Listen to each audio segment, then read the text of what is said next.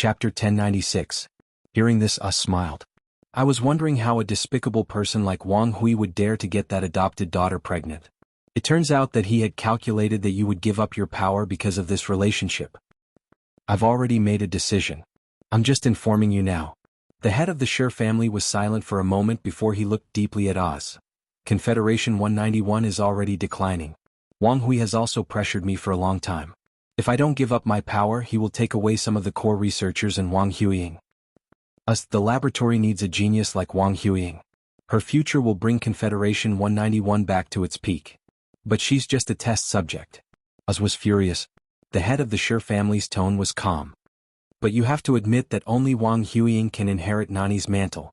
Unless you can find someone more suitable than Wang Huiying. Otherwise, once this competition is over, I'll give up my power. With that said, the head of the Sher family turned and left. Oz's expression was terrible. Dad, why are you here personally? Wang Huiying asked in surprise when she saw Wang Hui. Wang Hui smiled and said, Huiying, Dad has something to talk to you about. Wang Huiying said, Dad, tell me. No matter what, you have to get first place in this competition. Wang Hui's tone was unprecedentedly excited. Huiying, your dad's hope. As long as you can get first place in the training camp, your grandfather will completely give up his power to me. I've been waiting for this day for too many years. You mustn't disappoint Dad. Wang Huiying's tone was weak. Don't worry, Dad. How many times have I gotten first place since I was young? She said disdainfully, Grandpa should have given up his power a long time ago. Compared to my mother, he has always liked his biological daughter, Nani. He has never admitted my identity to the public. Huiying, as long as you can win, you will be the one and only elder young miss of Confederation 191. Wang Hui's eyes were determined. When the time comes, Confederation 191 will be ours. A few days passed. In the classroom. Yunj, look at the results of our competition this time. It's almost done. Su Jihuan grabbed Bei Yunj's hand and said excitedly, when the time comes, we might be able to enter the top 5. Pei Yunj raised an eyebrow and walked towards Su Jihuan. She found that these three people's standards were indeed not bad. Especially that Tang Yi. You don't need me to do anything? Bei Yunj asked. Su Jihuan patted his chest. No need, you can just lie down and win. Bei Yunj smiled. She didn't plan to get a good ranking. She just wanted to get the information as soon as possible. Bei Yunj and Tang Yi analyzed their semi-finished products and made a few suggestions before returning to the library. On the other hand, Tang Yi could clearly feel that Pei Yunj's suggestion was more valuable than the previous mentor's suggestion. The library. Seeing Bei Yunj walking around in front of him every day, Us couldn't help but ask, aren't you a contestant? Why don't you go to the competition? My teammates said that I can just lie down and win. After Bei Yunj finished repairing the books, he had been flipping through the books on the 4th and 5th floors. He didn't care about the competition at all. He was really crazy. At first he actually thought that she could win against Wang Huiying. However, when Oz went downstairs angrily and wanted to check the information of the other contestants, Bei Yunj suddenly received a call. Yunj, come quickly. Something happened. Su Jihuan was so anxious that she was about to cry. There's actually a written test in the second round of the competition. But there's less than an hour before the deadline. End of this chapter. Chapter 1097. What written test? Bei Yunj paused. I don't know either. No one informed us about this at all. How could this be? Su Jihuan was extremely anxious. I heard from the other teams that their team spent an entire day on the written test alone. Besides, the results of the written test account for 40% of the total results. With that said, Bei Yunj heard Su Jihuan talking to Tang Yi softly and thought that she wouldn't be able to hear her. Brother Yi, it doesn't matter if Yunj knows about this or not. Why don't we let her continue playing? Anyway, she's a computing contestant and can't help. Bei Yunj was speechless. Tang Yi's eyelid twitched and he quickly took the phone. Yunj, why don't you come over and we'll do it together? Send me a website address first. Bei Yunj walked to the front desk, turned on the computer and logged into the written test website. She found that there were about 300 questions. Yunj, these questions are quite difficult. Let's do it together. Before Tang Yi could finish speaking, Bei Yunj's eyes darkened and she immediately said, it's too late. I'll do these questions. You guys continue to complete the report. With that said, Bei Yunj hung up the call. On the other hand, Su Jihuan regained her senses and felt suffocated. Brother Yi, are we really letting Master Pei do this alone? This written test accounts for 40% of the results. If the results of the written test were bad, they might be eliminated in the second round. Tang Yi pursed his lips and could only be firm in the end. Let's go and complete the report first. But, Su Jihuan wanted to say something but hesitated. In the end, she could only lower her head and sigh dejectedly. This time they were finished. The second round of the written test? Oz glanced at Bei Yunj and then at his watch. There's only 50 minutes left. There are nearly 300 questions. How did you finish it? Before he could finish asking. In the next moment, he saw Bei Yunj staring at the screen with all her attention. The speed at which she was doing the questions was shocking. The speed at which she was doing the questions did not seem like she was doing it seriously. Could it be that this lass was writing blindly? Oz frowned and walked behind Bei Yunj to watch. However, before he could even finish reading the questions, Bei Yunj would move the keyboard and erase the questions. Oz's eyes hurt and he could only step aside to observe Bei Yunj. If Bei Yunj had been working on the questions seriously, she wouldn't have been able to concentrate on the questions for an hour. But after more than half an hour, Oz barely saw Bei Yunj move. Her eyes were only fixed on the screen. Oz's eyes were dim and inexplicably lost. That's true. How could he finish the Confederation 191 written test in 50 minutes? No one else would be able to do this. 50 minutes later. Bei Yunj also finished answering the questions and submitted her written answers in the last 3 minutes. She unconsciously heaved a sigh of relief. She closed her eyes and lowered her head, her fingers slowly massaging the back of her neck. Suddenly, Oz's gloating voice sounded. It seems that once the results come out, you'll have to leave Confederate 191. Before Bei Yunj could speak, she saw a text message from Su Jihuan. Su Jihuan, Master Pei, are you done? How did it go? When Bei Yunj saw it, she raised her eyebrows lazily. Oz, let's make a bet. Oz asked, what are we betting on? Let's bet on whether our team can get into the top 3. Bei Yunj's lips curved as she picked up her phone. Su Jihuan received the message. There's no choice. We can only rely on you guys. Su Jihuan, end of chapter. Chapter 1098. Su Jihuan's mind suddenly went blank. We're done for. What do you think? Du Chaoye and Tang Ye's eyes fell on it. Su Jihuan smiled stiffly. Maybe we can only take a gamble. Tang Yi and Du Chaoye, after that bet, Oz found that Bei Yunj had been reading on the 6th floor for 3 consecutive days. Oz couldn't help but ask, didn't you want to get into the top 3? Why are you holed up here? They can do it. Bei Yunj turned a page and leaned lazily on the floor. Oz, don't you have a cushion or something? The floor is a bit hard. Oz's face darkened. I don't have time to serve you like an ancestor. Fortunately, he didn't let this girl become Miss Nani's disciple. Although this girl was talented, she was too confident. Sooner or later she would suffer a big loss. Oz couldn't help but mock. Little girl, don't cry when you lose. Time passed. It was finally the day of the announcement of the results. Bei Yunj had just sat down when she realized that Su Jihuan and the other 2 had dark circles under their eyes. Her eyelids twitched. What are you guys doing? Su Jihuan was still sleepy and her eyes were dull. Brother Yi insisted that we change according to your suggestions, so we stayed up all night for 2 days. Bei Yunj raised her eyebrows. She didn't expect them to work so hard. This is the semifinals. Only 9 teams will advance. Su Jihuan clutched her little heart and continued, I hope we're lucky and can advance. 9th is fine too.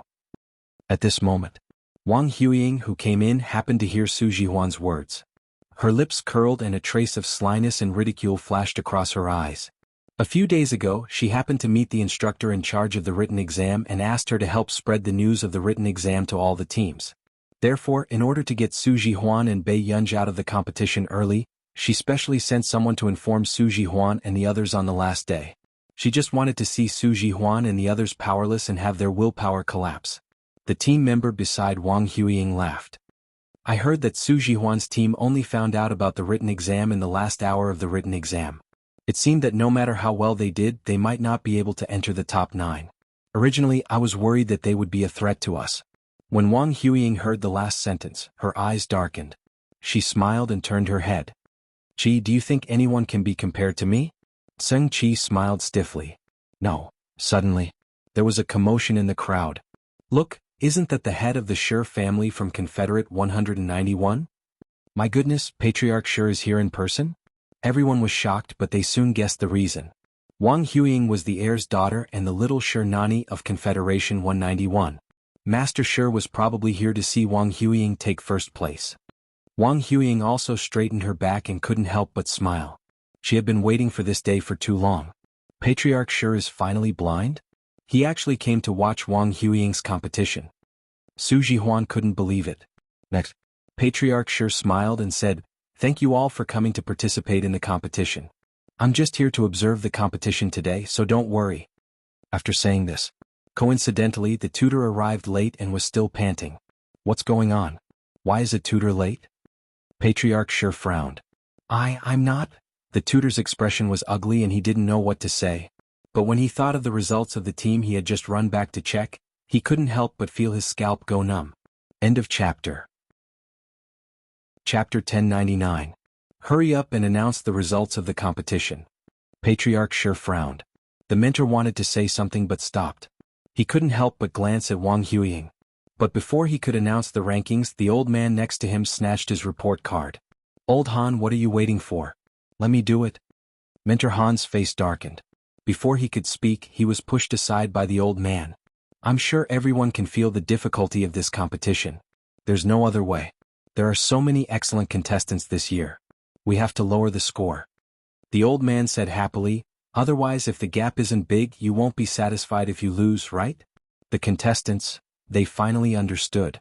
This was to lower the score for Wang Huiying's team, so they suffered along with them. Wang Huiying looked helpless. No wonder the written test is so difficult. It's Grandpa Wu's doing again. You really didn't leave me a way out. Elder Crow also smiled. If Littling can't do it, who else can? Your team is the only one with more than 30 points in the written test. Grandpa Wu is widening the gap for you. The audience was in heated discussion. What? The only one with more than 30 points? Wang Huiying is too unbelievable. Elder Crow began to announce, "In this competition, a total of 9 teams have advanced to the finals. The 9th place will be announced." At this moment, only Mentor Han closed his eyes. He couldn't face this scene. "No way?" Su Jihuan almost blacked out. "Are they deliberately provoking us?" Bei Yunj next to her comforted, "Maybe the results are good." Su Jihuan's smile was very stiff. "Do you think we can get 7th or 8th place?" In Su Jihuan's opinion, they should be burning incense and praying that Bei Yunj could get half the written test points by answering the questions carelessly. She didn't want anything else. Bei Yunj, 9th place, Team Chui Changyi, assessment score 59. 3, Elder Crow said loudly. Everyone was in an uproar. This test was too strict. 9th place didn't even have a passing score? At this moment, only Su Jihuan and the other two's expressions changed. They looked disappointed. They didn't even get 9th place? Maybe our ranking is higher. Bei Yunj continued to comfort. But the next moment.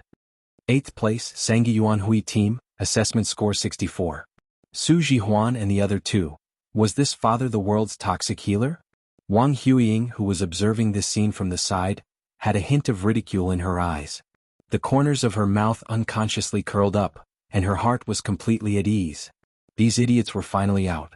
Wang Huiying raised her head, waiting for Elder Crow to call her name. She didn't want to. When the 2nd place was announced, Old Crow's smile froze. He suspected that his eyes were playing tricks on him. After a while he said, "This year we didn't get 2nd place. No 2nd place? What does that mean?" The contestant couldn't help but ask. 2 first-place finishers. Old Crow couldn't help but become excited after seeing the results of the 2 teams. What? 2 first places? The contestants were in an uproar, and Wang Huiying stood up abruptly, her pupils shrinking. How was this possible? How could there be 2 first places? First place, Wang Huiying's team. Elder Crow looked at everyone and announced the results that everyone wanted to know. Report summary 59, written test 32, total score 91. Everyone's mentality exploded. Damn, 91? Which team is so awesome that they can actually get the same score as Wang Huiying's team? End of chapter. Chapter 1100. It wasn't just the contestants. Even Patriarch Shi was stunned. After so many years, he had never heard of anyone who could tie with Huiying for first place. Elder Crow continued to announce, first place, Bei Yunj's team, report summary 51 written test. 40. Total score 91. Instantly, the field exploded. Did I hear wrongly? What's going on? Someone got full marks for the written test. Damn, this team is so fierce. The written test is so difficult, but their team actually got full marks? Wang Huiying's team only got 32 points. I heard that their team didn't know there was a written test at the beginning and forced it in the last hour, in an instant. The field was silent. Their team completed nearly 300 questions in an hour? One had to know that they had been doing it for several days. Even Wang Huiying's team took a full 2 days. Su Jihuan and the others were originally gloomy, but when they heard their team being called, they were all dumbfounded. 91 points? And they actually got full marks for the written test? You got full marks for the written test and the computer test? Su Jihuan turned her head and asked with difficulty. Bei Yunj chewed on the biscuit stick and said slowly, "It wasn't difficult. Su Jihuan, Tang Yi, it wasn't that he didn't look at the written test questions later. If it were him, it would probably take him 4 to 5 days to do it alone. And the other teams also completed it together with their members. But Bei Yunj completed nearly 300 questions in less than an hour alone? Our team is actually first." Su Jihuan was stunned at first, then she was extremely excited. "I'm not dreaming, am I?" Bei Yunj glanced at her and smiled unconsciously. At first, she didn't expect Tang Yi and the others to overturn the finished product and change it. But Wang Huiying clenched her fists, her nails digging into her flesh. She stared at Bei Yunj and the others maliciously. How could this be? Their team didn't deserve to be in the same ranking as hers? After Wang Huiying came back to her senses, she immediately looked at Patriarch Shi, only to find that Patriarch Shi was also staring at Su Jihuan and the others. She gritted her teeth and a ruthless look flashed across her eyes. "How's the matter? I asked you to investigate." Patriarch Shi was still a little suspicious. "It's true. Also, I found out that there was a problem with their team's information. They found out about the competition an hour before the computer test ended." The tutor braced himself and said, "The person who answered the question is a girl who is not even 20 years old." Patriarch Shi was in disbelief. Alone? Even Wang Huiying couldn't finish these questions in 2 days, but someone actually finished it in an hour? He had never heard of a laboratory or a physics research institute producing such a genius. Bei Yunj. "I've done a background check. There's no such person in the industry." The tutor had never thought that there would be a day when a person who wasn't even 20 years old could beat Wang Huiying in physics. This world was too crazy. Patriarch Shi took a long time to come back to his senses. "What do you mean by unexpected news?" The tutor was silent for a long time. It was Miss Wang. She specifically asked someone to inform their team on the last day. She probably wants Su Jihuan to be eliminated early. Patriarch Shi's eyes darkened. "The library. You're a family head. Why do you keep coming to the library?" Oz frowned. "Did you know that there was a student who got full marks in the second round of the written exam this year?" Oz glanced at him coldly and mocked. "A test subject got full marks and you're here to show off to me?" End of chapter. Chapter 1101. It's not Wang Huiying. As soon as Patriarch Shi finished speaking, Oz stopped reading. "Isn't it quite scary? There's actually someone who's more talented than a genius in genetic experiments." Patriarch Shi was relishing in it. "How can humans create miracles if they want to compete with God?" Oz asked sarcastically. Patriarch Shi was speechless. This person must have been trained to change his expression, right? Patriarch Shi continued, "What I didn't expect was that the person who scored full marks in the written test was actually from a computer science background." As soon as he finished speaking, Oz lost his grip on the book and dropped it. Patriarch Shi instinctively bent down to pick it up, but when he saw the content clearly he asked in shock, "Isn't this what Nanny wrote in her book? Wasn't it burned long ago? When did you recover it?" Oz snatched it away. "Someone else restored it for me." With that said, his expression was uncertain as he asked slowly, "What's the name of the person who scored full marks in the written test?" Patriarch Shi, Bei Yunj. The veins on the back of Oz's hand that was holding the book tightly were bulging, and he couldn't suppress his excitement. It was really her. Oz had seen with his own eyes how fast Bei Yunj was doing the questions. That scene made Oz's scalp tingle when he recalled it. If it was an ordinary person, it would be impossible for them to score full marks. "I heard that she only took an hour to complete the written test. However, it might be a misunderstanding. Nanny couldn't have." Before Patriarch Shi could finish, Oz interrupted him. "It's indeed fake. It took at most 55 minutes.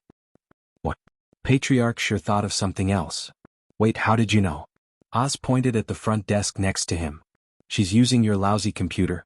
If it wasn't for the slow computer, that girl would probably be even faster. You actually know that girl? Patriarch Sure was even more shocked. Yes. I also said that as long as she agreed to be Miss Nanyi's disciple, I would help her get the position of the successor of Confederation 191. Oz didn't feel guilty at all. Patriarch Sure, ? How could you dare to say such a thing in front of me? But she didn't agree. It's very likely that Confederation 191 is getting worse and worse, and she doesn't like it. Oz's eyes were filled with disdain, as if Patriarch Sure was dragging him down. Patriarch Sure's face darkened. Anyway, Wang Huiying is not related to you by blood. Does it make a difference to you who inherits it? Oz said expressionlessly. Is Confederate Laboratory 191 something that can be casually handed over to outsiders? Patriarch Sure glared at Oz and said in a deep voice. But a few minutes later, Master Sure asked again, Bei Yunj has a few people in her family. Has she considered settling down in Continent K? When it comes to choosing a successor, I have to carefully consider it. That girl didn't agree to take over. You'd better not leak the news. Oz sneered. What do you mean by taking over? Before Patriarch Sure could finish his sentence, Oz added, Oh right, don't let anyone tamper with this competition. This time the bad girl is in the way. In the living room, the loud and ruthless slap caused the hearts of all the instructors present to tighten. Wang Huiying's head was thrown to one side, and her face was red and swollen. Trash. If Instructor Han didn't bet on the other team's points, do you think you would still be in first place today? Wang Hui's eyes were dark as he threw something at Wang Huiying's face.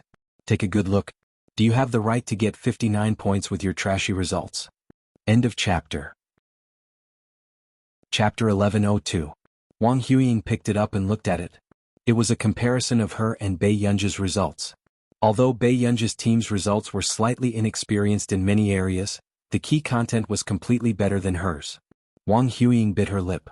Her face was burning with pain, but it didn't affect her mood. Su Jihuan doesn't have the ability to beat me. I don't want to hear your explanation. I only want the results.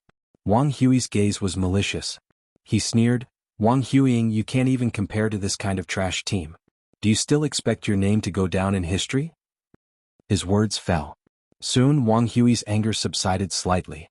He said again, Huiying, you disappoint me too much. Wang Huiying gritted her teeth. Su Jihuan, that group of trash beat me this time just by luck. She took a deep breath, her eyes filled with stubbornness and cold pride. I underestimated them. Wang Huiying, this is the last time. You know what it means to be first this time. With that, Wang Hui left with a flick of his sleeves. When Seng Qi and the others arrived, they only saw Wang Huiying's eyes red and one side of her cheek red and swollen. Huiying, you, what's wrong? Wang Huiying didn't speak. She just stood up slowly, her tone was cold and sarcastic. This time I'm going to crush that group of trash Su Jihuan into the mud. Seng Qi and the others inexplicably didn't dare to look at Wang Huiying.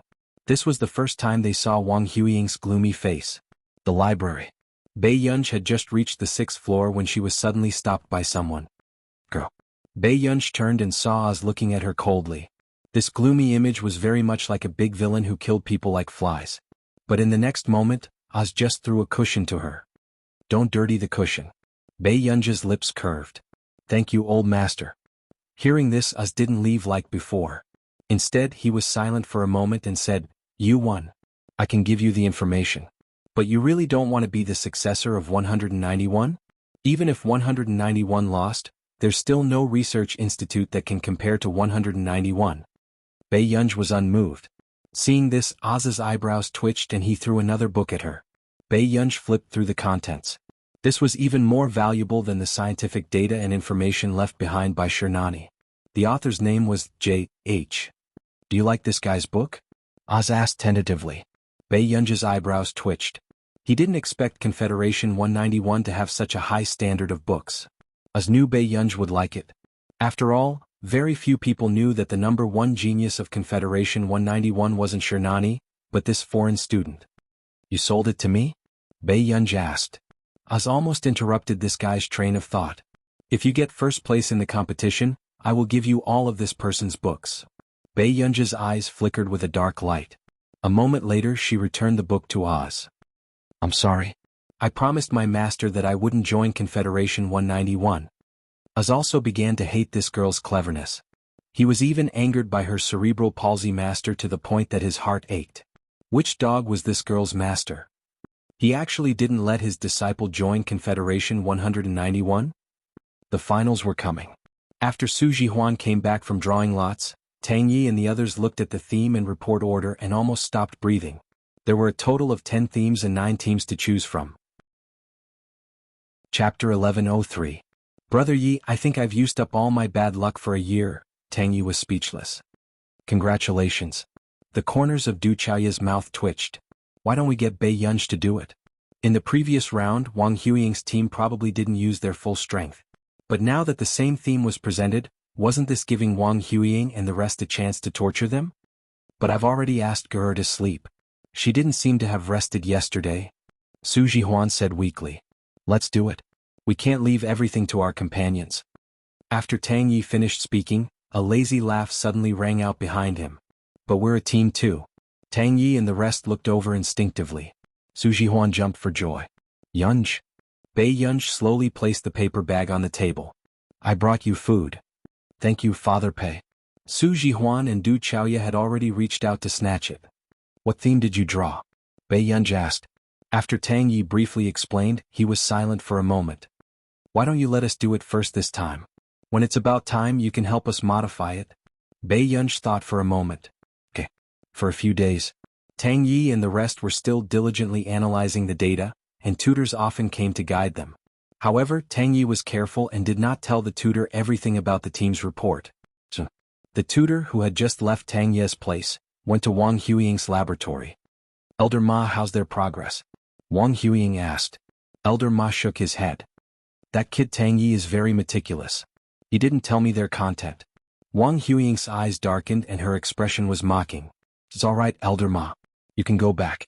Okay, Mississippi. After Elder Ma left, Wang Huiying suddenly said, Tang Fengyin, Tang Yi is from your Tang family, right? Is your Tang family planning to go against our Shi family? Tang Fengyin's usual gentle smile froze. Miss Wang, he's just an illegitimate son of a branch family. But he's still a member of your Tang family. Wang Huiying observed the experiment as she recorded the data. She only smiled generously. I still hope that you can do it. Otherwise, my father will doubt the sincerity of the Tang family's alliance. Tang Fengyin was silent. I understand, Miss Wang. A few days before the finals, the rain continued to fall. Bei Yunj had just thrown the umbrella into the bucket and was about to enter the library when someone called her from behind. Bei Yunj raised her eyebrows. Miss Wang seems to be quite free. Wang Huiying held the umbrella and chuckled in the rain. Miss Pei, I'm here to make a deal with you. As long as you can destroy Su Jihuan's report, I can let you enter Confederation 191 and get benefits that you can't even imagine. When Bei Yunj heard this, she curled her lips with great interest. What? Can't the Su family afford me this? Wang Huiying's smile faded, and her eyes became gloomy. Bei Yunj, even if you participate in the competition, you won't be able to beat me. Then what is Miss Wang afraid of?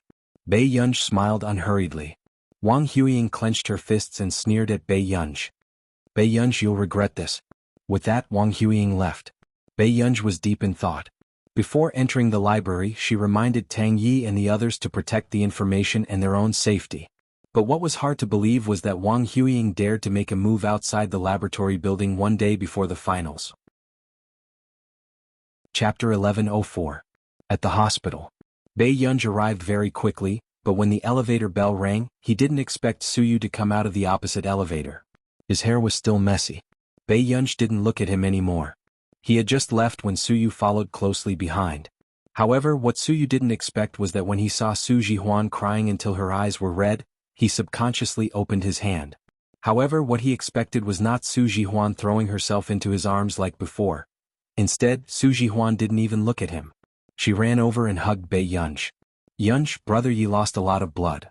Su Jihuan's tears fell. Bei Yunj instinctively wanted to push her away, but seeing that Su Jihuan was crying sadly, he could only move his eyelids and slowly take out a tissue to wipe her tears. Old Du, what's wrong with Tang Yi? Du Chaoya said, the doctor said that he lost too much blood and his body is covered in injuries. He might have to lie in bed for a few months. It must be Wang Huiying and the rest. Without anyone's instructions, who can enter Confederation 191? Su Jihuan gritted her teeth in anger. Bei Yunj was silent for a moment. Old Du, go to the laboratory and get the information first. Jihuan and I will guard here. Okay. Du Chaoye was actually a little worried about the competition. After all, Tang Yi was the one who did the final work. After Du Chaoye left. Only then did Su Jihuan realize that Su Yu was here. Why are you here? Su Jihuan was puzzled from the bottom of her heart. Su Yu didn't expect that he had sent Su Jihuan to the Confederation 191 training camp because he wanted Su Jihuan to stop clinging to him for a few days. But now, Su Jihuan seemed to have changed into a different person. She treated him as if he didn't exist and even questioned him like this. I heard that you were in the hospital. Su Yu pursed his lips and couldn't help but look at Bei Yunj. Bei Yunj raised an eyebrow at him. Su Yu was speechless. Yet this person had someone protecting her. Then you can go back. I have to wait for Brother Yi to wake up. Su Jihuan was still a little overwhelmed.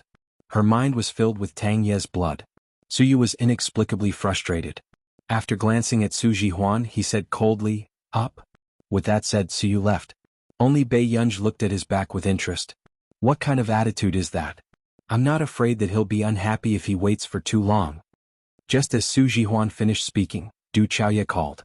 He told them that all the data in the laboratory had been destroyed.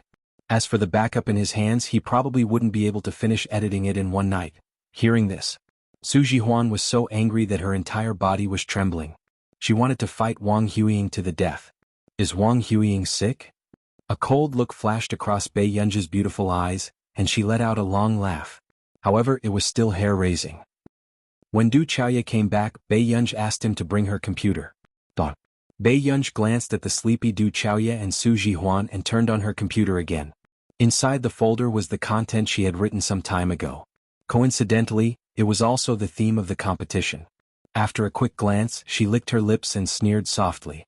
Then she slowly deleted the last signature. She signed it again. Group 9 Bei Yunj team. The next day. It was Bei Yunj's first time sleeping in the hospital corridor. Her eyes were filled with impatience and irritation, especially after the scream. But Su Jihuan didn't know it all. I actually fell asleep. I haven't finished editing the manuscript yet. How did I fall asleep? The nurse next to them looked at the three good-looking people and felt very strange. There's still an empty ward. Why are you sleeping on the bench? The young ladies and young masters. Chapter 1105. None of them had any common sense. Brother Yi doesn't seem to be awake yet. Su Jihuan leaned against the door of the intensive care unit. After watching for a while, her eyes dimmed. Tang Yi will be fine. Let's think about the competition first. Du Chaoye glanced at Tang Yi in the ward and massaged his temples. Why don't I give a speech? After all, Bei Yunj had not participated in the theme this time. Du Chaoye did not plan to let a girl like Su Jihuan bear such a responsibility. But you don't know the entire framework. Su Jihuan bit her lip. Why don't I'll go? Suddenly, a voice sounded from the side, attracting Su Jihuan and Du Chaoye's attention. Yunj, what's in there? Su Jihuan looked at her USB flash drive. She remembered that Bei Yunj did not copy their documents. I wrote it last month for fun and happened to run into the topic. Bei Yunj had already copied the information into the USB flash drive.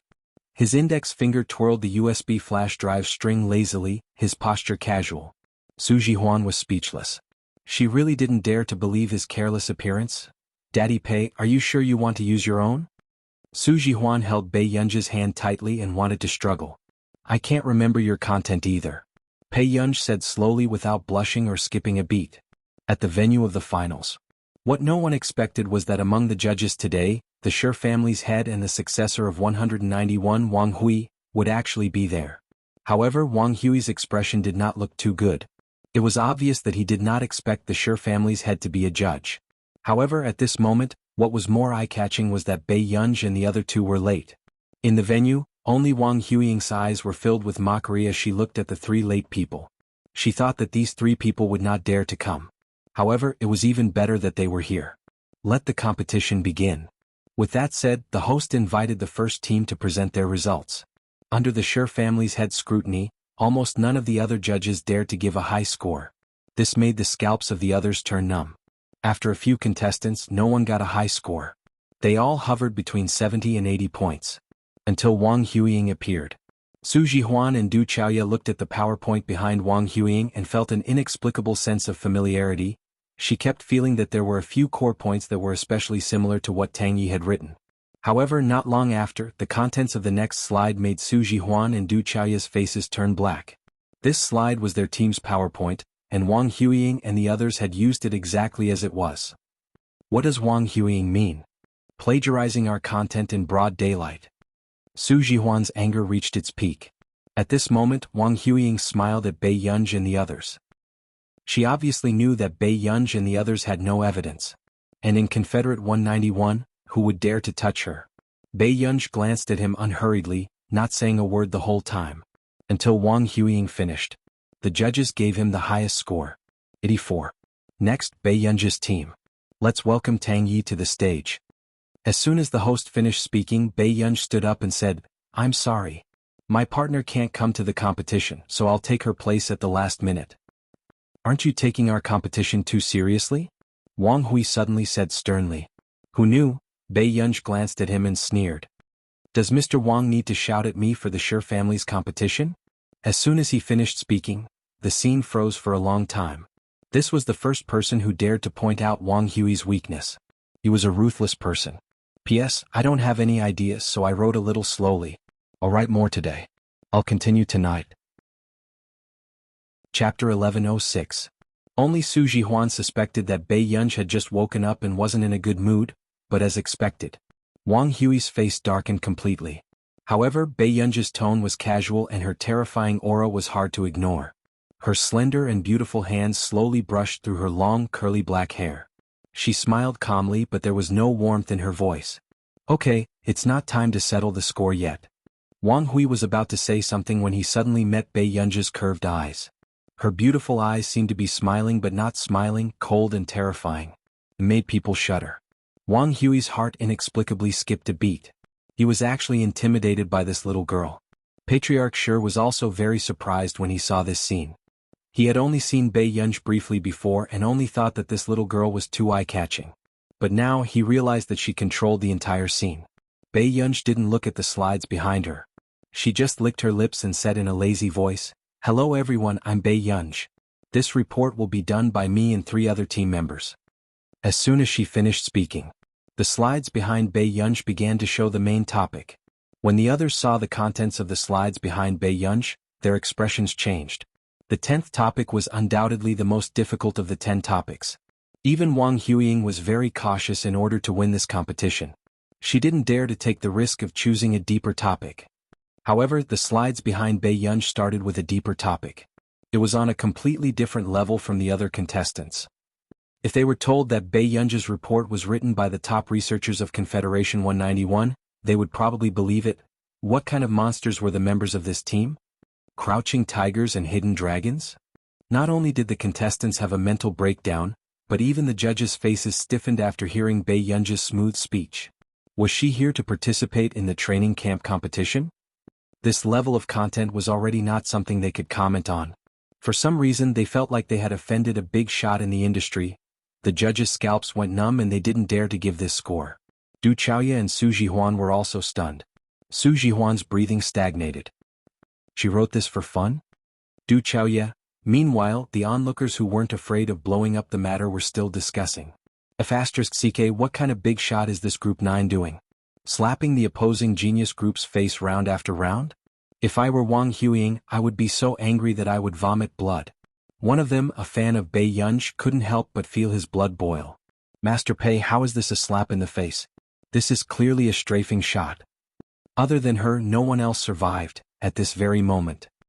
As expected, Wang Huiying's face was ashen, and the hatred in her eyes was almost surging out. Where did Bei Yunj's report come from? Or was Bei Yunj playing with her on purpose? Huiying, what should we do? Tang Fingyin's face was also pale and he was already regretting it. If he hadn't found someone to injure Tang Yi, he wouldn't have let Bei Yunj go on stage. Wang Huiying pursed her lips and turned her head to see the head of the Shi family looking at Bei Yunj with sparkling eyes. He couldn't suppress his excitement. For some reason, she panicked and had a bad feeling. My report ends here. Thank you everyone. As soon as Bei Yunj finished speaking, the judges felt uncomfortable no matter how they sat. They didn't know how to give this score. P.S. I can't take it anymore. I'm too sleepy. I'll wake up early tomorrow to finish these 3 chapters. Good night, everyone. End of chapter. Chapter 1107. The judges stared at each other in a deadlock. They were all egging each other on to be the first to give Bei Yunji a score. At this moment, Master Shi had just calmed down. He couldn't help but frown and ask, "What are you all waiting for?" After a long while, one of the judges said helplessly, "Master Shi, this score, how are we going to give her a score?" Someone immediately answered, "Actually, I heard about this topic at our nation's Physics Research Institute last time. But in terms of the content of the report, it's not as deep and accurate as this contestant." There were many physicists in our nation. They were even more skilled than the core members of Confederation 191. To be able to suppress the report of our nation's top physics research institute, this score was not something they could give her? Master Shi was speechless. No one had expected this scene. A rookie training camp could actually have such a godly contestant. Soon, after the judges finished their discussion, everyone saw Master Shi walk in front of Bei Yunji. "Miss Pei's talent is outstanding. She's even more outstanding than my most outstanding daughter." Instantly, the contestants were in an uproar. Wasn't Master Shi talking about Shernani? Many people subconsciously looked at Wang Huiying. After all, Wang Huiying had been calling herself Little Shernani for so many years. But Master Shi said this in front of so many people. Wasn't this a slap to Wang Huiying's face? Sure enough, Wang Huiying's face was as black as a pot. "Clan head Shi, why didn't you report your points?" Only Su Jihuan asked with concern. Master Shi laughed and said again, "The judges here probably don't have the ability to give Miss Pei a score like this. But first place is undeserved, ashamed." Suddenly, Wang Hui's gloomy voice interrupted Master Shi's words. "If Miss Pei is this good, why would she participate in this kind of competition?" Wang Hui sneered. "I have reason to suspect that Bei Yunji is openly cheating." Wang Hui. Master Shi's expression changed. He didn't expect Wang Hui to be so impatient. But Wang Hui continued in a gloomy tone, "Dad, this person's motive is unclear. We should remove her name from the list and kick her out of this competition." Wang Hui had been working under Family Head Shi for a long time, so he could more or less guess what Family Head Shi's motive was. Comparing Shernani to Bei Yunji, it was very likely that he wanted to let Bei Yunji, an outsider, take away his position. He would never allow such a thing to happen. "Hurry up and call someone over. Chase this person out," Wang Hui said coldly. But in the next moment, Oz's voice sounded coldly, "Drive them out? What right do you have to make decisions for Confederation 191? When Wang Hui saw Oz walking over, he sneered, "So it's you. You're trying to trip me up behind my back." Oz sneered, "You're just someone who eats soft rice. Do you still need me to worry about you? I'm here today because this girl is the successor that I've chosen for Miss Nani. In your dreams." Wang Hui was furious, but then he sneered, "Oz, I really didn't expect you to cheat with other players in order to pull me down. But you have to remember that I gave you face. But since you still don't understand who's in charge here, then I'll chase you and Bei Yunji out today." Hearing this, before Wang Huiying had time to sneer, a voice suddenly sounded from outside the door. End of chapter. Chapter 1108. Who's tired of living now? How dare you touch my disciple? Everyone turned around and suddenly saw an old man in a neat suit. Although his expression was calm, there was a majestic look in his eyes. Bei Yunji was quite surprised. He didn't expect Nancy to come here. Who is this old man? The contestants below the stage were all discussing. No one knew him. But the old members of Confederation 191 were shocked. Even their voices were filled with disbelief. "Teacher Nancy, it's Mr. Nancy?" Most of the contestants were still young and didn't know what the word Nancy meant in the scientific research circle. But Confederation 191 had witnessed with their own eyes how many achievements Nancy had left in this era. At this moment, Oz's hoarse voice was even more unsettled. His expression was distorted. "Bei Yunji is your disciple?" Nancy turned and looked at Oz for a while before recognizing him. "Yes, yours." He didn't know when Oz's face was disfigured. And the way Oz and Patriarch Shi looked at Nancy was as if they couldn't wait to fight him on the spot. They were so angry that their teeth itched. This dog was really shameless. He actually dared to come to Confederation 191. "Are you worthy of stepping into our Confederation 191? Patriarch Shi's tone was angry. When Nancy heard this, he immediately sneered and retorted, "Patriarch Shi loves his son-in-law better than his daughter. Can't wait to fight for his son-in-law? You're slandering me. Patriarch Shi was so angry that he almost fainted. He pointed at Nancy and gritted his teeth. You shameless thing. You've done so much evil, yet you're still blaming me? Bei Yunj looked at this scene and couldn't help but twitch his eyelids. Master. As soon as he finished speaking, Nancy didn't continue to scold Patriarch Shi. Bei Yunj thought for a moment and said slowly, Patriarch Shi, I understand that you have grudges with the previous generation. If you really hate my master that much, you can remove me from this first place. I also hope that 191, as the largest laboratory in Continent K, will treat my companions fairly. Hearing this, Su Jihuan and the other two couldn't help but look at Bei Yunj. If it weren't for Bei Yunj, how could they have gotten first place? But before they could say anything, said, Little girl, the Confederacy 191 only has a problem with him. They have no problem with you. Nancy slowly turned to look at Bei Yunj. Clearly, he didn't understand why the old bastards of Confederate 191 had such a different attitude towards his disciple. However, suddenly Wang Hui's gloomy voice rang out. No wonder Bei Yunj's team was able to submit such a report. It seems that even after so many years, Mr. Nancy still can't forget Confederate 191. Do you think everyone is like you, someone who likes to live off women? Nancy sneered. She was merciless in attacking her enemy. As expected, Wang Hui's face darkened. After all, with such a peerless master like me, it's hard for my disciple to fail even if he doesn't want to. Nancy was still sighing with emotion, but her heart was blooming with joy. Who would have thought that his disciple would be able to slap Wang Hui's face? Bei Yunj, but in the next moment. However, Patriarch Shi hurriedly ignored him and walked to Bei Yunj's side. Yunj, why don't you consider removing your master-disciple relationship with that old thing? Our Confederacy 191 has high hopes for you. Patriarch Shi was just short of saying, What do you think of my position? Bei Yunj was speechless. Shi Hongsan, what do you mean? Are you trying to steal my disciple in front of me? Nancy said with a shocked and angry expression. End of chapter.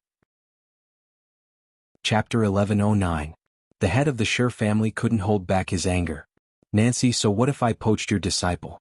You even poached my daughter and you still have the cheek to criticize me? Bei Yunj's eyelids twitched. When the head of the Shi family thought of his daughter, he couldn't help but tear up. Do you think it's easy for me? I raised Yi all by myself. Originally, I just wanted to find someone worthy of her trust, but what about you? Eloping with her? Now that Yi is gone, I just want to find her a disciple to take over. How am I wrong? Hearing this, Nancy paused. He didn't expect that the head of the Shi family wanted to keep Bei Yunj to find a successor for Shi Nani. After a short silence, Nancy was a little helpless. This matter still depends on what Guru thinks. Oz glanced at Nancy coldly and said in a sarcastic tone, You taught her well. You didn't let the little girl join Confederation 191. I've been persuading her all this time, but she refused to be Miss Nani's disciple. Nancy, he didn't expect this either. After all, Bei Yunj didn't even mention it to him. He could not imagine how tempting the Confederation 191 would be to all of them. But he didn't expect that Bei Yunj would even reject the position of successor. If you want, I won't stop you. Nancy was touched and immediately said. Unexpectedly, Bei Yunj glanced at him slowly and chuckled softly. No need, Master. Master, I have no choice but to take over your territory. Nancy's emotions dissipated instantly. The head of the Shi family, how did Nancy trick this girl to become his disciple back then? At this moment, Wang Hui and Wang Huiying's eyes had completely darkened. Soon one of Wang Hui's men said, Master, but our successor has always been Mr. Wang Hui. I only let him temporarily manage the 191 successor, but I never promised him that he would definitely inherit this position. These words made Wang Hui's eyes even colder. So I've worked hard for Confederation 191 for so many years, but the head of the family is not moved at all? Patriarch Shi said calmly, Wang Hui, I've said it before. I hope that this position can be inherited by a capable person. Painted Oriole is indeed capable. I can let her continue to stay in Confederate 191. However, she's not suitable for the position of successor in the future, and neither are you. These words made Wang Hui even angrier. He sneered, Good? Good. Patriarch Shi was indeed bold. But do you really think that Confederation 191 can survive without me? After Wang Hui said this specious sentence, he turned around and left angrily. Wang Huiying looked at Bei Yunj with a venomous look in her eyes. She had never expected that Bei Yunj would mess up the plan her father had set up for so many years. After the event ended, Master Shi, for Wang Hui to be able to control the operations of Confederation 191 for so many years, I'm afraid the people behind him are not to be trifled with. Suddenly said. How could I not know? Patriarch Shi smiled and said, but I always dream of Nanny crying to me, saying that she doesn't want to marry Wang Hui and doesn't want to have anything to do with him. Even if something happens, I'll take responsibility for that little girl. As long as she's willing to inherit Nan Yi's position. Us didn't say anything. Outside the building, Bei Yunj was still listening to Nancy's incessant nagging about the benefits of being the successor of Confederation 191 until she caught a glimpse of someone not far away. Her eyes curved. Master, we'll talk about other things later. I'll go back first. Wait you. Before Nancy could finish speaking, he saw Bei Yunj running towards the man not far away. Although he was far away, Nancy could still vaguely see that the man was handsome. He was wearing a black and gray woolen coat and had a noble temperament. Only Bei Yunj ran closer and saw that the man's short black hair was stained with snow. His expression was light, but his light-colored eyes were staring straight at her. Bei Yunj's heart skipped a beat. Suddenly she only heard the man chuckle. Bei Yunj thought that her thoughts had been seen through and her tone was not very good. What are you laughing at? It's quite good. The man naturally held the little girl's hand. His magnetic and deep voice had a smile that made people blush and their hearts race. He said lazily, it seems that there are no male classmates in the training camp who are better looking than me. Bei Yunj? ? After not seeing him for so long, this D*MN man's first words were flirtatious? After getting into the car, Bei Yunj did not look at Huashidu.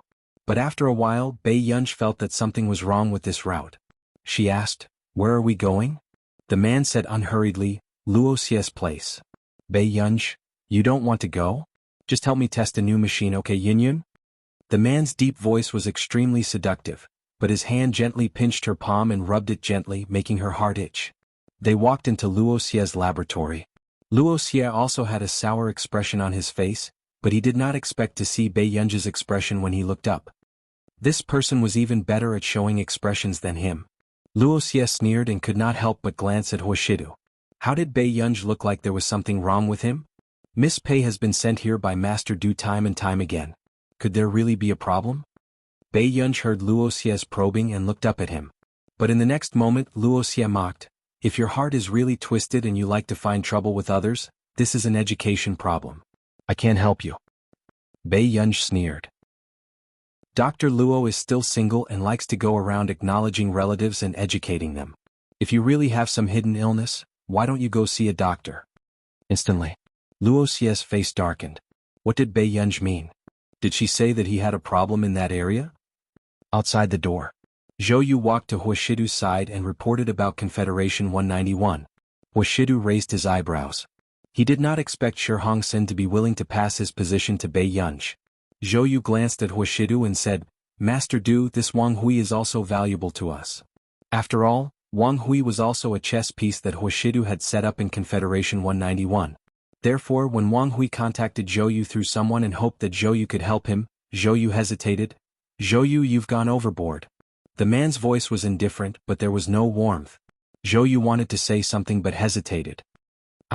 However, when he saw Huashidu's indifferent gaze, Zhou Yu felt as if a bucket of ice water had been poured over him. Zhou Yu quickly lowered his head and admitted his mistake. Yes. Huashidu only glanced at him casually. Not long after, the corners of his lips suddenly curled up. He reached out and picked up the red scarf that Bei Yunj had placed at the side. He said casually, clean up the people from Confederation 191. Don't cause trouble for my girl. Zhou Yu. Yes. However.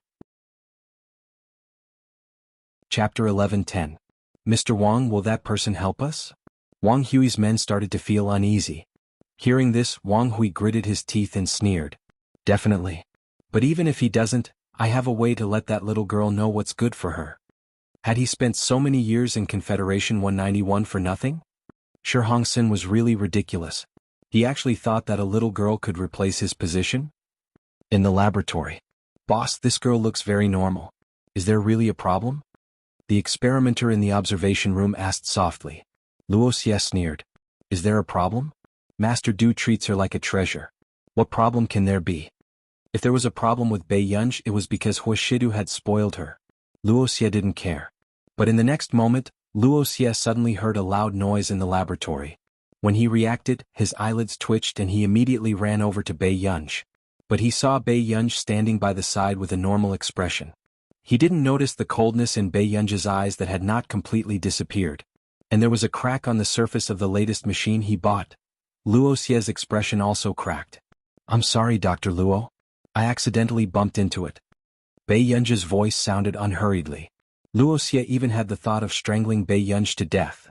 Did she know how much money he had spent to buy this machine? Luoxia's expression kept changing.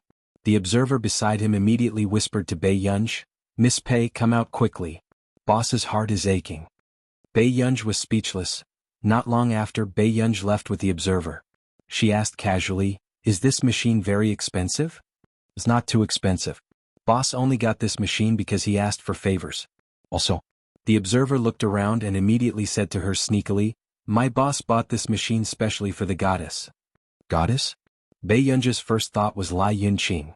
"Yes. She's the one who nominated the Busaka. Our boss has been single for so many years just to have a vigorous relationship with her," the researcher said excitedly. Bei Yunj felt a chill run down her spine. The next moment, the man's voice sounded indifferently. "Yun Yun." Inexplicably, Bei Yunj seemed to sense the coldness in the man's voice. But when she came back to her senses, Bei Yunj felt that she was overthinking. "Brother." Bei Yunj walked up to the man. However, before Huashidu could speak, Luoxia walked over quickly and even asked his laboratory staff to leave the hall. Luoxia looked at Bei Yunj silently and his attitude changed. "Miss Pei, I hope you can accept my face-to-face examination." Luoxia couldn't help but look at Bei Yunj when he thought of the data he had just seen on the machine. Initially, Luoxia had thought that Huashidu was making a fuss over nothing. What could have happened to Bei Yunj? But now, he realized that Huashidu's motive for returning to Continent K was very likely to be for Bei Yunj. Bei Yunj glanced at Luoxia expressionlessly, but she kept suppressing the dark thoughts in her heart. The atmosphere suddenly turned silent. Huashidu lowered his eyes and looked at her. After a while, Bei Yunj heard the man suddenly speak. "Forget it if you don't want to see it." Luoxia instinctively looked up at him. "Master Du?" Luoxia was getting more and more confused by Huashidu's thoughts. End of chapter. Chapter 11:11. Luoxia, continue with your work. With that said, Huashidu left with Bei Yunj. However, in the car, Huashidu received a message from Luoxia and the data recorded by the machine. Luoxia suggested that he bring her to his laboratory again to investigate the cause of Bei Yunj's illness. Huashidu's eyes were dark. Not long after, he put his phone back into his pocket. In the blink of an eye, Huashidu saw Bei Yunj looking at him. The machine just now affected brain activity through brainwaves. Bei Yunj's emotions were more or less affected. For a moment, she could not get rid of the dark thoughts in her mind. Bei Yunj had just calmed down and was still thinking about how to speak to Huashidu. However, she did not expect to hear the man's deep and magnetic voice. "We're returning to Yunqing in 2 days?" Bei Yunj's long eyelashes fluttered slightly and she quickly licked her red lips. After a while, she asked, "Aren't you going to continue the examination?" With that said, Bei Yunj did not hear Huashidu speak and looked up instinctively. However, she did not expect the man to stare straight at her. The corners of his upturned eyes were charming and he chuckled in a low voice. It was as if he was making a serious promise to her. He said slowly, "Bei Yunj, we still have a long time in the future." Bei Yunj's heart thumped unnaturally and she looked away hurriedly. However, the man's lips curled up. Back at the manor, Bei Yunj watched as Zhou Yu and Seng Su watered the flowers not far away and called Nance. "Other than Luoxia, do I have any other choice?"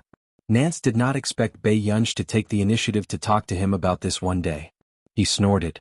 "You still know that I'm your master. I thought you were going to look for Zhong Shenglin again."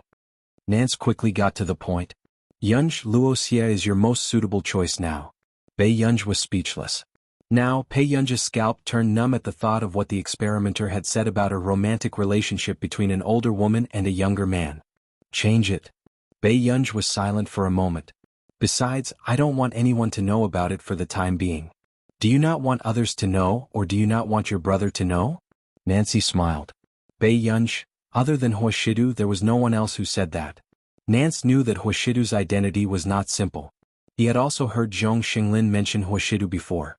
Although he didn't know much about this young man, there was one thing he was sure of.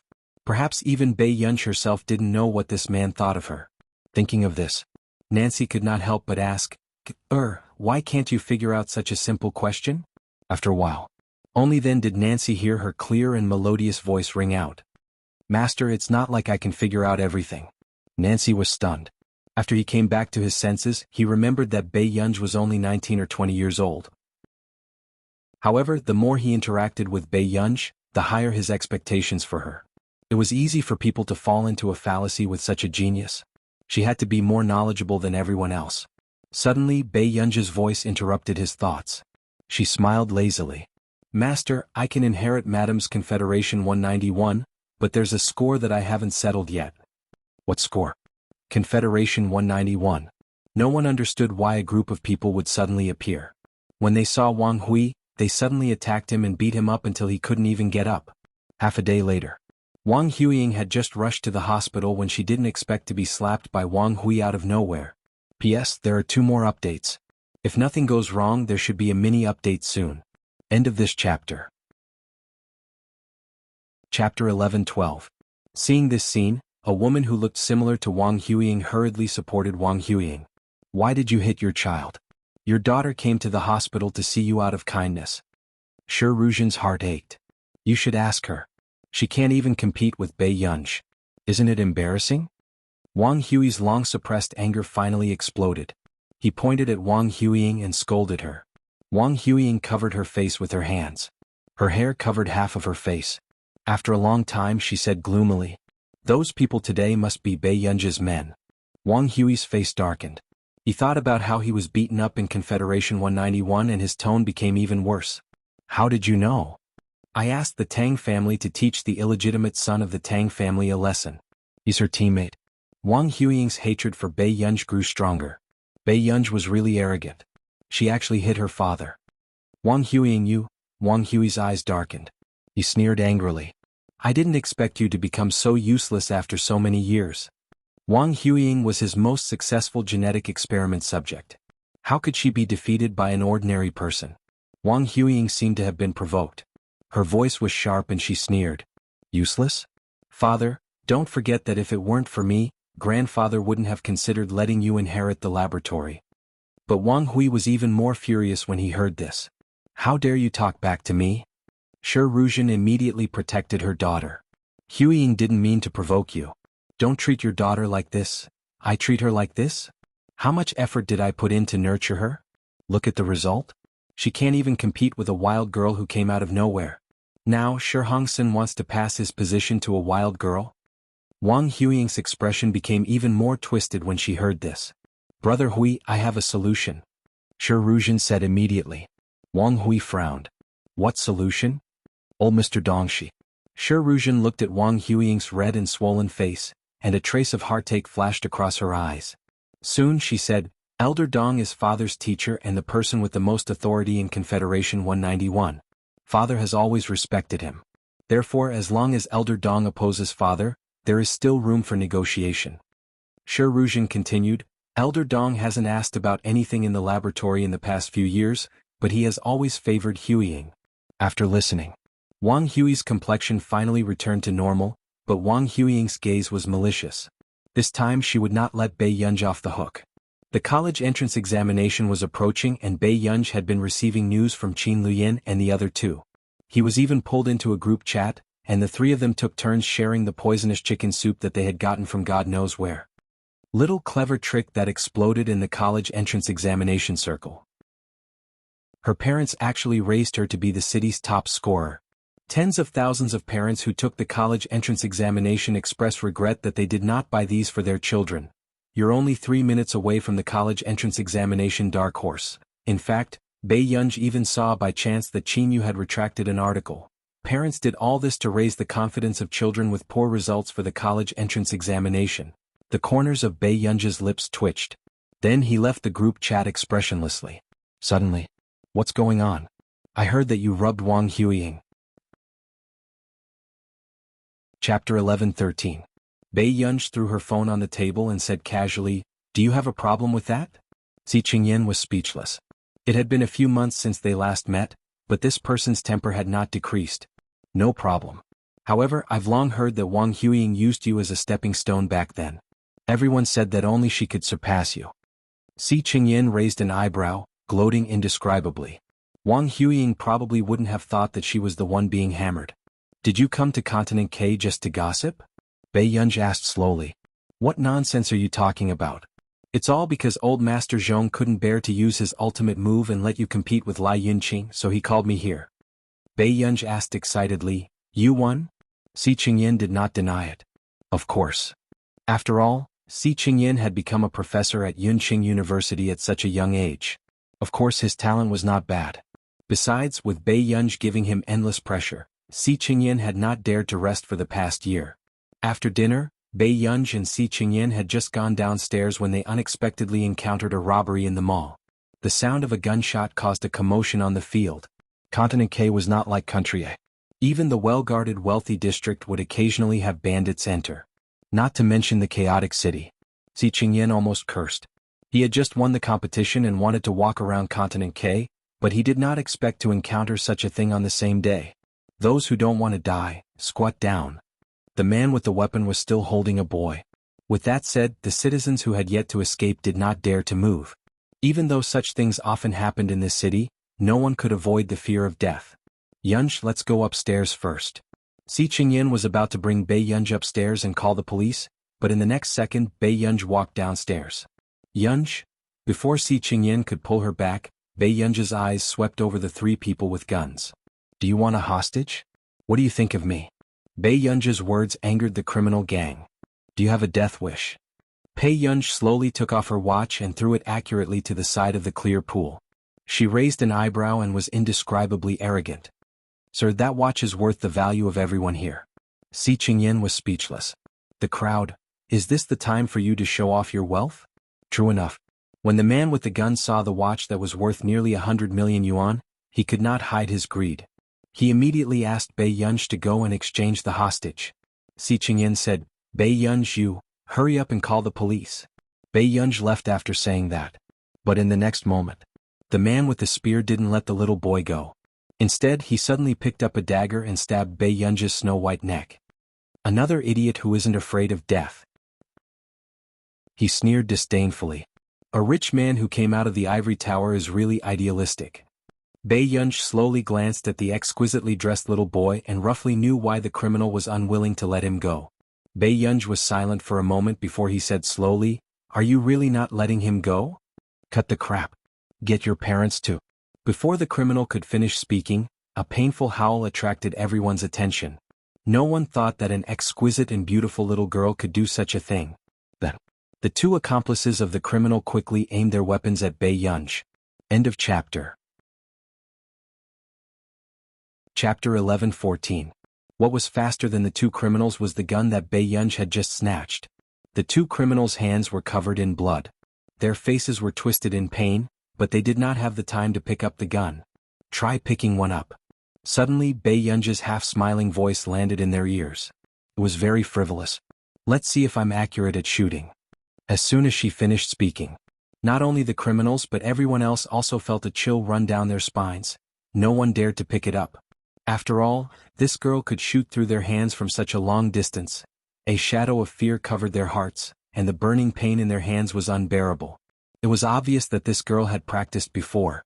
The next moment, the guns beside the two of them were kicked away. Si Qingyan had just finished the call when he saw that Bei Yunj had already kidnapped the criminals. A few minutes later, Si Qingyan understood why Bei Yunj asked him to call the police. She just wanted to find someone to deal with the aftermath.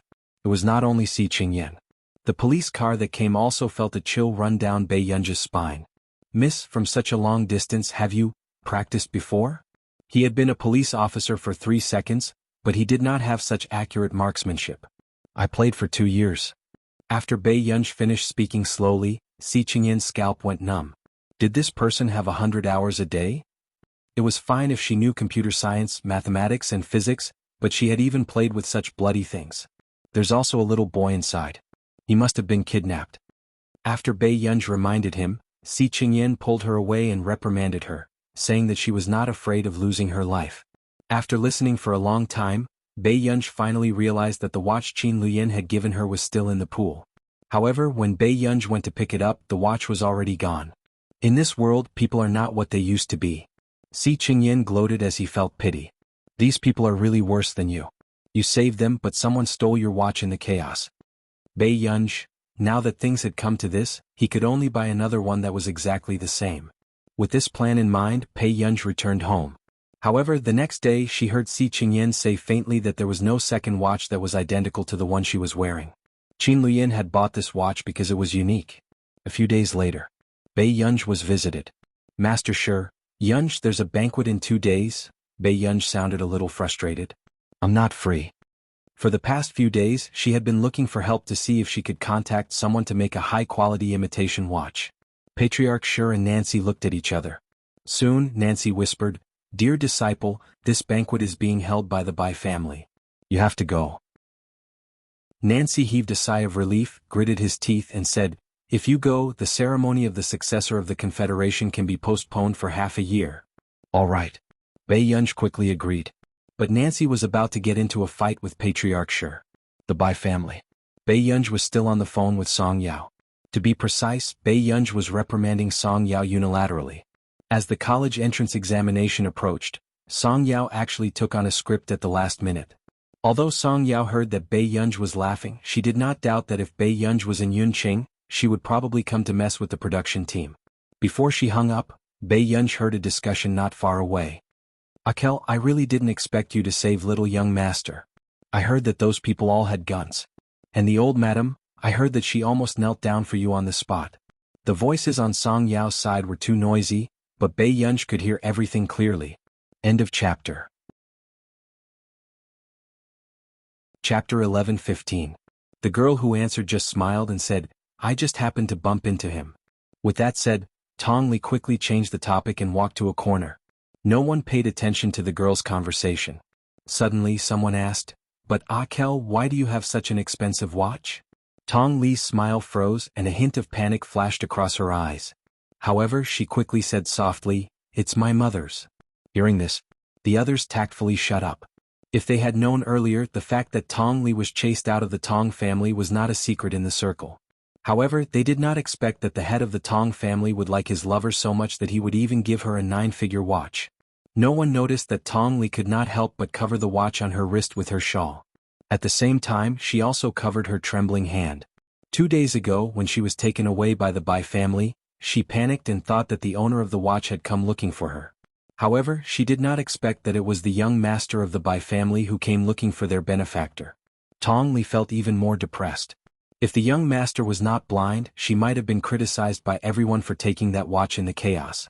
She would not be standing here and being treated as a noble by Madame Bai. Thinking of this, Tong Li could not help but look sarcastic. Some people were born with good luck and could even throw away a watch worth nearly 100 million. However, she was chased out of the family with her seriously ill mother when she became an adult.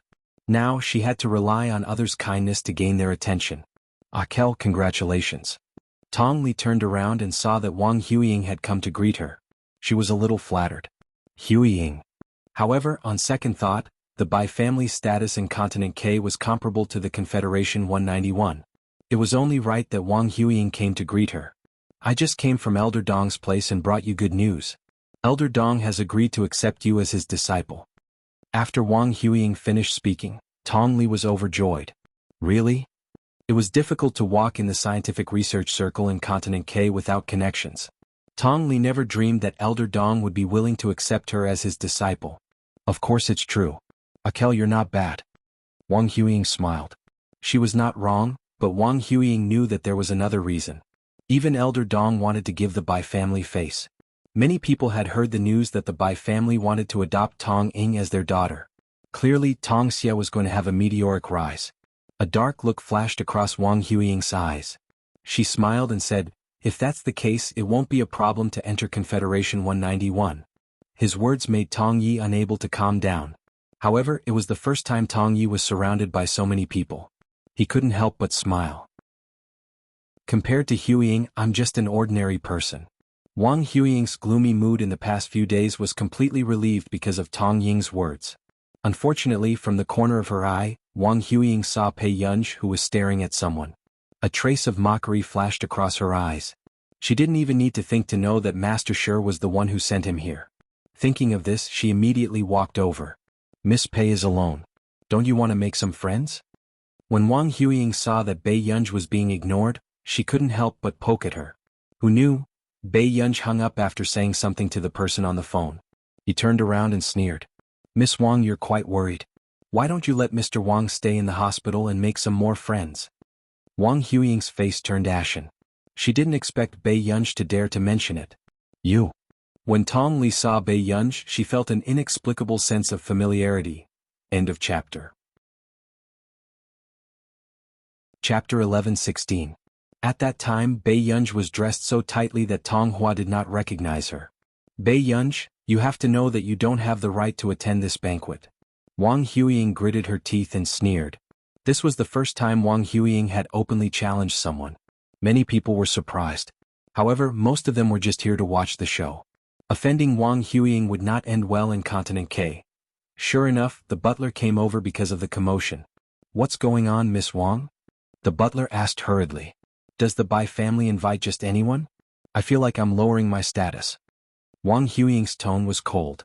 The steward looked troubled. Today's banquet is specially organized for the young master and Miss Tong. All the guests invited are important guests. At this moment, Tong Hua's eyes darkened. She looked at Bei Yunj and knew that her chance had come. The socialites in Continent K were also xenophobic. In the past, she was the one who was treated as an outsider. However, the most pitiful person was someone else now. However, Tong Hua did not sympathize with Bei Yunj. She only felt that Bei Yunj had asked for it since she dared to go against Wang Huiying. Huiying is my friend. Miss, since you're alone, why don't you sit at the back? Tong Hua said calmly. The butler hesitated when he heard this. He remembered that although this young lady had come alone, the invitation she received had arranged for her to have a first-class seat.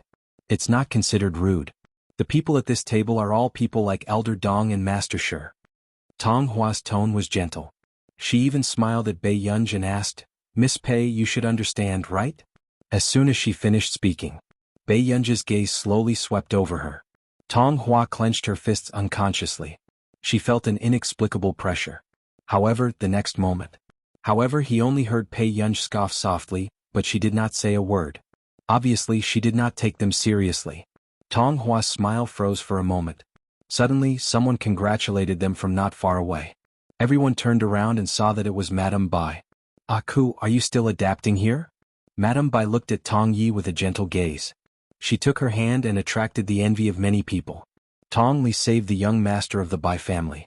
It was worth it to exchange for such treatment. Thank you, madam. I'm fine here. Tong Ye's lips curled up as well. She was grateful to Madame Bai for helping her out of her predicament. If the Bai family hadn't paid for her mother's treatment, she might have stolen the watch and sold it to the black market. You don't have to be so polite with me. Actually, I also hope that I can have a daughter. Madame Bai's hint made Tong Ye's eyes light up. However, in the next moment, Madame Bai asked, What were you talking about?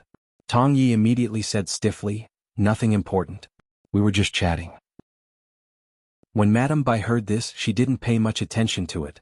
However, when he glanced at Bei Yunj, who was not far away, a trace of amazement flashed through his eyes. Since when did Continent K have such a stunning beauty? Madame Bai was in a daze. Wang Huiying and Tong Ye's expressions changed slightly. But in his heart, he knew very well that even if that person didn't speak, it was still very difficult to ignore him. Madame Bai, long time no see. The familiar voice surprised Wang Huiying. She turned to look at Elder Dong, who was walking over. Elder Dong, it's my honor that you're willing to come. Madame Bai immediately greeted him with a smile. Great-grandfather Dong, you're finally here. Wang Huiying held Elder Dong's hand and said coquettishly. If I don't come, who's going to stand up for you? Elder Dong's words puzzled everyone. Stand up for what? Chapter 11:17. At this moment, Madame Bai's smile faded. She quickly took Tong Li's hand and went up the stage. She chuckled and said, Today's banquet was specially held for Ah Wu. The audience applauded. Elder Dong raised his eyebrows but didn't say anything. Tong Li blushed. Thank you, Madame Bai. What's there to thank me for? If it weren't for you, Ah Ning wouldn't have been so lucky to come back safely. Madame Bai patted Tong Li's hand and smiled. I heard from the director that there weren't any casualties because you fought back against the robbers. As soon as she finished speaking, Bei Yunji's eyes darkened as she looked at Tong Li on the stage. Suddenly, "You're Bei Yunji, aren't you?" A solemn voice sounded in an unfriendly tone. Bei Yunji glanced at Elder Dong and nodded indifferently, but her attitude angered Elder Dong. Elder Dong sneered. "You're indeed Nancy's disciple. You're just as frivolous and ignorant. Nancy didn't take over Confederation 191 back then. Now it's his disciple's turn? Do you really think you can sit in that position? If I can't, why are you so anxious?" Bei Yunji's words made Elder Dong's face turn ashen. Ridiculous. No matter what, the successor of Confederation 191 must be of good character. Does Miss Pei think she's qualified? Bei Yunji's temper wasn't good to begin with. The next moment, Bei Yunji's slow tone was indeed infuriating. She sneered. "Why, Elder Dong, do you think you can cremate a few relics after you pass away 100 years ago?" As soon as she finished speaking, almost the entire place fell silent. These words were so ruthless that it made people tremble in fear. Bastard. Elder Dong was so angry that his whole body trembled. He slammed the table and stood up, unable to control his anger. The surrounding people were scared out of their wits. Wang Huiying's eyes were filled with sarcasm and coldness. Bei Yunji actually dared to offend Elder Dong. Wasn't she courting death? But then Madame Bai walked over. What's going on? Madame Bai subconsciously looked at Bei Yunji. She actually had a good impression of this young lady. "Madame Bai, Grandpa Dong didn't mean to ruin your banquet." Wang Huiying pretended to be helpless. At this moment, Tong Yi suddenly said, "No wonder Miss Wang. I wanted Miss Pei to change to another table, but I didn't expect Miss Pei to be so stubborn." Her hesitant look made the others look at Bei Yunji differently. They simply thought that Bei Yunji was trying to climb up the social ladder or deliberately stirring up trouble in the Bai family. Many people were rejoicing in his misfortune, planning to watch the show. They wanted to see how this troublemaker would be chased out of the Bai family. Unexpectedly, Madame Bai only chuckled and asked, "Miss Pei, you're not from Continent K, are you?" "I'm from Country A." After Bei Yunji finished speaking, Madame Bai's eyes lit up. "Yunqing?" "Yes. Are all the girls in Cloud City so beautiful now?" Madame Bai's teasing made Tong Yi and Wang Huiying's faces stiffen.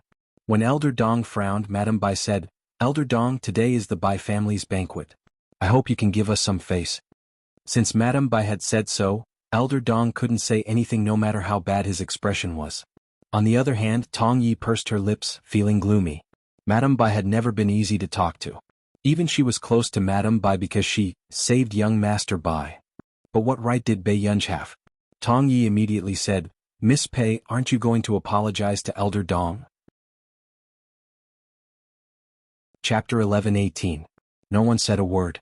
After all, they had never heard of this excessively beautiful girl being the young miss of any prestigious family. Who would be so bored as to provoke Elder Dong and the Bai family's benefactor for a girl? All of a sudden, Bei Yunji laughed and raised her beautiful eyes. She said calmly, "Miss Tong, since you're so concerned about others, when are you going to return my watch?"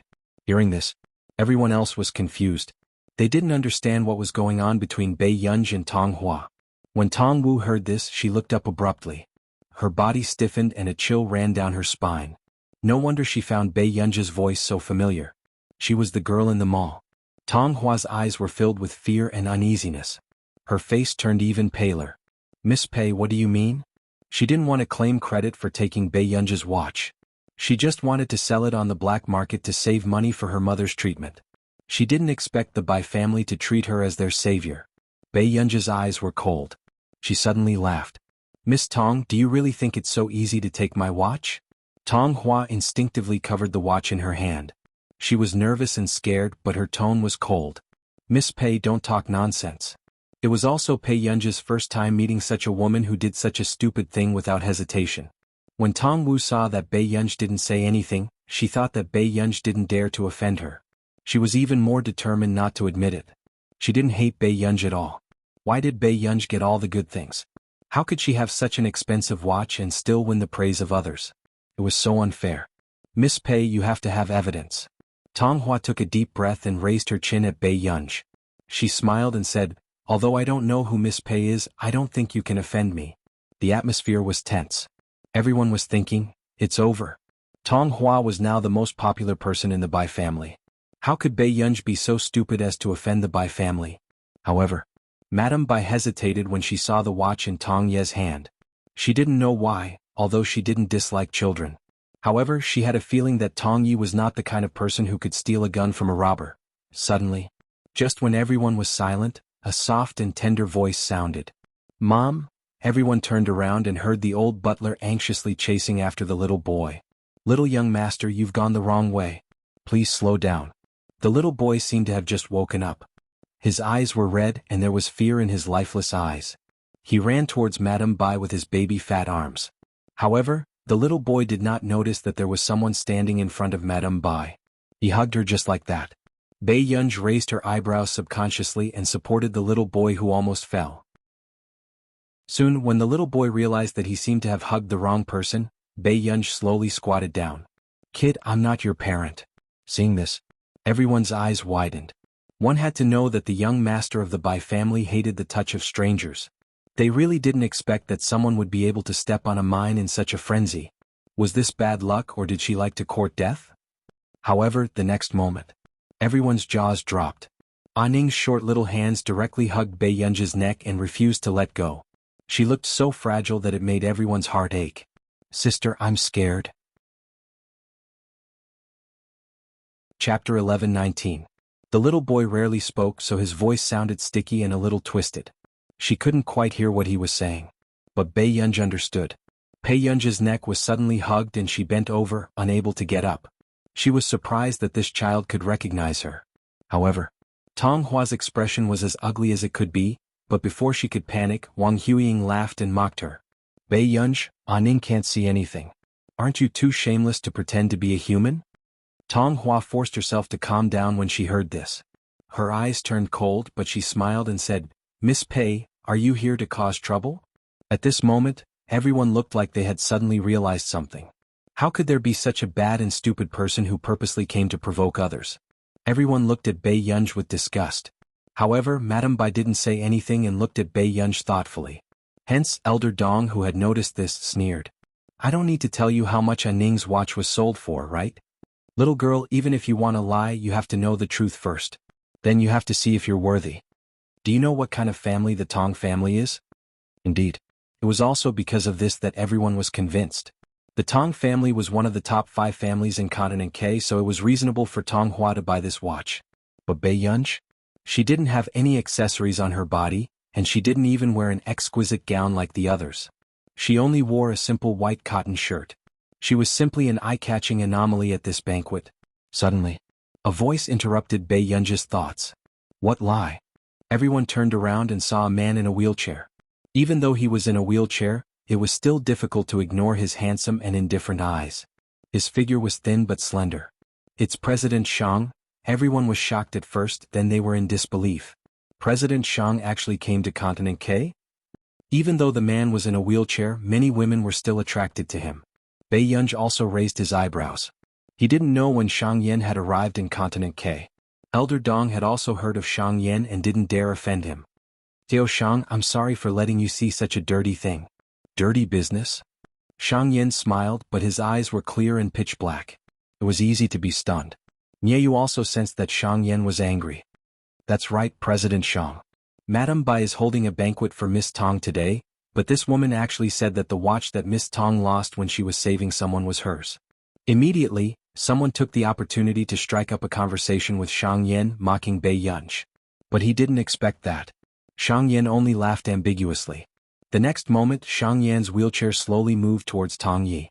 Tong Yi looked at the man in front of her. Even though she knew that this man couldn't walk, she couldn't help but feel touched. Her face blushed. With such attractiveness, it wasn't difficult to tell how attractive Shang Yan was before the accident. However, the man's next words made everyone's jaws drop. It's true that she doesn't know what kind of family the Tong family is. After all, she doesn't like to interfere in the company's matters. The man's slow words made everyone freeze.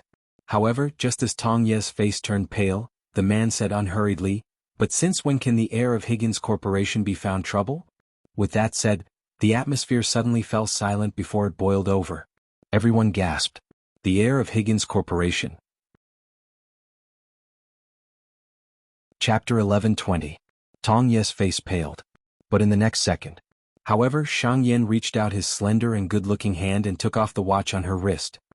His tone was still gentle, but he was gently wiping the watch with the black-gray checkered man's handkerchief. Be it this watch or anything else, Miss Tong should know that there will be a price to pay if you take it by force. In an instant, the blood drained from Tong Pei's face, and his body was on the verge of collapse. Miss Tong, was it you or Miss Pei who saved Aning back then? At this moment, Mrs. Bai suddenly spoke and looked at Tong Yi sharply. Tong Ye's face paled and she hesitated. At this moment. Shang Yan had already handed the watch back to Bai Yunj and said calmly in a gentle voice, "Elder young miss, if you have the time to throw a watch worth hundreds of millions, why don't you have the time to return to the corporation to take a look?" Pei Chi-Chi, who was being reprimanded, was speechless. She did not throw it casually. It was because she knew that this watch was waterproof that Bai Yunj threw it into the pool near the robbers so that it would not be damaged. "Miss Pei, were you the one who saved Aning back then?" Mrs. Bai was a little incoherent with excitement. The rest of the people were in disbelief. A dignified heir of Higgins Corporation would actually take such a risk to save someone? "I just happened to be here. I was having dinner with a friend." Bai Yunj had never liked to be particular about the ways of the world, so there was no fluctuation in her tone. However, Shang Yan's voice continued, "To Yunj, this is not a big deal. Mrs. Bai, you don't have to take it to heart. Today's banquet was specially invited by the head of the Shi family. He hopes that Yunj can stay in Union 191. Hearing this, the rest of the people were still confused. However, Mrs. Bai immediately understood what Shang Yan meant. Mrs. Bai smiled. "Perhaps to Miss Pei it's not a big deal, but to me it's a favor that I can't repay in my lifetime." She then looked at Bai Yunj and her tone became even more serious. "If Miss Pei needs any help in the future, the Bai family will definitely cooperate fully." With that said, Tong Ye's face was pale and she did not dare to face the current situation. She was afraid to see those disdainful and mocking gazes. However, in this circle, everyone kicked a man who was down. "No way. What era is this? Why is she still playing such shameless tricks? Tisk, serves him right for being chased out by the Tong clan. Now that you mention it, I think I know why the Tong family chased this pair of mother and daughter out." Everyone's words pierced Tong Ye's heart. She raised her head abruptly and as expected, she was faced with a bunch of mocking faces. Even those who had just flattered her now had looks of anger or disgust on their faces. Tong Yi subconsciously looked at Elder Dong.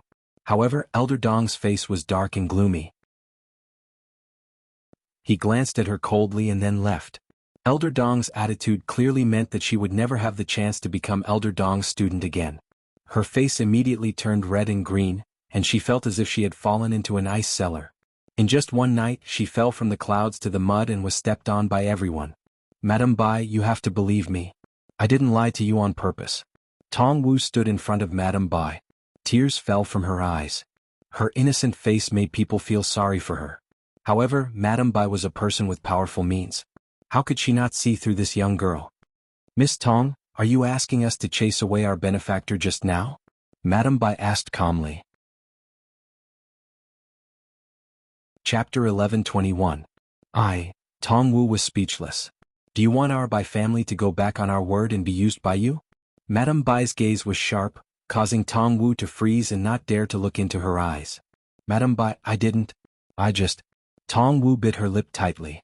Madam Bai took a deep breath and said in a cold tone, "I can let this matter slide. But in the future, I don't want to see Miss Tong appear in front of me again." Tong Wu felt embarrassed and did not dare to face the gazes of others. She clenched her fists. "Thank you, Madam Bai." Before leaving, Tong Wu also saw Bai Yunj chatting with Shang Yan not far away. There was an indescribable dark glint in her eyes, twisted and jealous. "Why are you here?" Bai Yunj glanced at Shang Yan. "Nance knows that things can easily happen at banquets, so he asked me to come." Shang Yan said slowly, "Besides, you didn't like any of the doctors I picked for you." With that said, Bai Yunj felt Shang Yan's gaze on her. "Cui Hengchuan seems to have left Yunqing. This matter is not urgent." After Bai Yunj finished speaking, he heard the noise around him and did not have the patience to stay here any longer. He looked at him politely and asked, "President Shang, shall we continue with the rest of the process?" Shang Yan was speechless. Outside the door. "If you can't choose within 2 months, I'll send everyone to you." Shang Yan sent Bai Yunj to the door, feeling at ease with his threat. Bai Yunj was speechless. Shang Yin had arranged at least 30 to 40 psychiatrists for her. Shang Yin saw someone from the corner of his eye and looked down. He said calmly, "Someone is here to pick you up." Hearing this, Pei Yunj immediately knew who it was. She instinctively turned her head and saw the window by the driver's seat slowly roll down, revealing the man's handsome and noble side profile. Her lips curled up unconsciously. Shang Yin also noticed that Bei Yunj's gaze never left the man. His eyes darkened as he watched Bei Yunj greet him before heading towards Huashidu. Only Nieyu could clearly sense the faint loneliness in Shang Yan's figure. He wanted to say something but hesitated. Originally, Nieyu was indescribably happy that Shang Yan had pulled himself together. But looking at it now, Nieyu felt that Shang Yan was going to fall even deeper this time. Why did it have to be Miss Pei? In the car, Bei Yunj leaned back lazily and peeked at the man's carefree appearance from the rearview mirror. Shang Yan? Washidu still had an impression of Shang Yan. Bei Yunj also raised her eyebrows. You remember? Hearing this, Washidu glanced at her indifferently. Obviously, this little girl didn't know how much she could attract bees and butterflies. Actually, the first time he saw Shang Yan, Washidu had sensed that the way Shang Yan looked at Bei Yunj was different. However, Shang Yan didn't seem to plan on letting Bei Yunj know about his thoughts. Her behavior was well behaved, but she was always protecting Bei Yunj. Shang Yan is quite capable, Bei Yunj suddenly admitted. She wasn't in Higgins' group, but Shang Yan managed Higgins' group in an orderly manner alone. The man laughed softly as if it was an illusion in the night wind. Bei Yunj only heard the man ask coldly. And then? Bei Yunj, although she didn't quite understand what Huashidu meant, Bei Yunj wasn't stupid from his tone. She had a feeling that something could easily happen in this direction. Bei Yunj deliberated for a moment and nodded numbly. Pretty good. Chapter 11:22. Huashidu subconsciously licked his thin red lips and laughed angrily. Back at the manor. Stay here. The man dropped a sentence and went upstairs without looking back. Bei Yunj? Bei Yunj started to think about what she had said just now to make this person unhappy. Why did he want her to reflect downstairs in the middle of the night? However, not long after, Bei Yunj saw the man come down with a medical kit. Sit properly. Huashidu opened the medical kit and slowly rolled up the girl's pants under Bei Yunj's suspicious gaze. Her slender calves were so fair that they were dazzling, but her knee was bruised and swollen. Blood was seeping out from the middle. Bei Yunj raised her eyebrows. She did not notice the injury on her knee and thought that it was just a red and swollen patch that would heal in 2 days. It was only when the man held her slender and fair ankle and placed it on his thigh as he applied alcohol on her wound that Bei Yunj trembled slightly. Only then did she know how painful it was.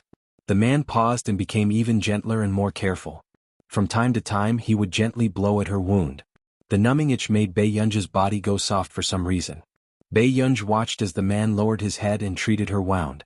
Her beautiful eyes darkened, but her thoughts ran wild. After Huashidu finished treating her wound, the corners of her lips curved up. Suddenly, she supported herself on the sofa with one hand and leaned closer to the man. She smiled and said, "Brother, I'm going to take the college entrance examination in a few days. When do you think is suitable for me to start dating?" The man's eyes were dark and gloomy. The moment he looked up, he met her beautiful and seductive eyes. This little girl probably didn't know the consequences of flirting, especially for a man who had been enduring and restraining himself. Washidu's Adam's apple bobbed. When he spoke again, his voice was hoarse, but it was hopelessly sexy. "When do you want to start dating?" Bei Yunj's mind was only thinking about when to kidnap this D***MN man into bed. Looking at the man's fixed gaze, she almost couldn't help but ask him if he wanted to hit a home run. Bei Yunj's beautiful canine teeth subconsciously rubbed the side of her cheeks to wake herself up. It can't be too late. A young girl of this age dashed around recklessly, and the way she played straight balls was simply frightening. The man's eyes were so dark that ink could drip out.